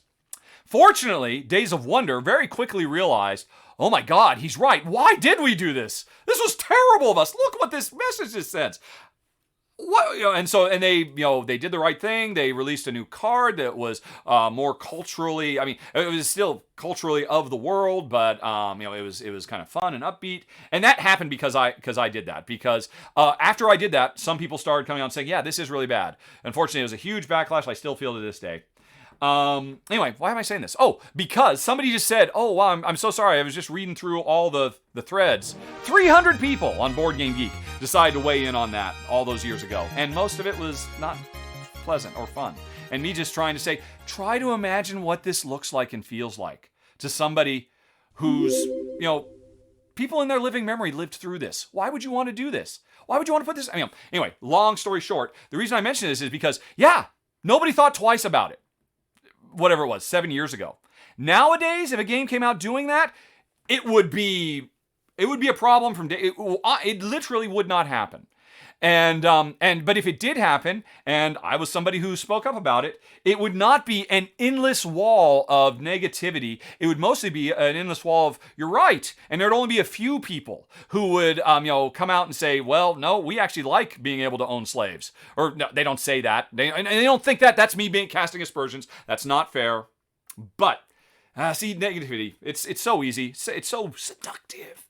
The dismissing of other people and all that, and the otherizing. But anyway, all I can say is, it's a different world now. Tom Vassell does not throw games off of roofs anymore. And I doff my cap to him for being willing to grow and recognize that there are other ways we can do things. So, on the whole, I think things, again, there I go again, being positive. Crazy me. Anyway, yes, you know what? You said it much more nicely, much more succinctly. Progress, still work to do. Agreed. Okay, folks, and I think that's as good a place as any to end. Let me find the Rady Raid button so we can spread more board game love and positivity to other channels. Doesn't that sound nice? I think so. Raid button. Let's see here. Do a search for board games. Bop, bop, bop, bop, bop. All right, enter. Tell me who is on. Does anybody have any board game channels that are live right now that you personally recommend as awesome sauce that should be getting more coverage? If so, let me know. I just love the name Colorful Pockets. I love their logo. That is very colorful. And what are they playing? It looks like they're playing Agricola. That's always a good idea. And they've only got one viewer. That's not bad. If you, I might go with that. But let's see what else we got. Board games. Yep. Again, I would like to go with ones. Oh, you know what? Okay. What's Losapalooza doing? They're playing something. They rated us the other day. I have not rated them for quite a while. It looks like, they're doing a report on AirCon, which is one of the biggest, coolest convention I would love to go to someday. They're on the Johnny on Spot report. That sounds very cool. I recommend everybody go say hello and see what they have to say. Get the AirCon report. That's very, very cool. So let's go on ahead and raid Lusa. Return the favor. They are great. And we're going to raid them in 3, 2, 1. Purple button. Raid. Go, go, go, go, go, go, go. And, I should have gone back to the talking head. Oopsie. But anyway, raiding with Party of 62. Very nice. All right. Okay, it's working. Yay. Off we go. And I'll talk to you all later, folks. Thanks for watching, as always. Bye-bye.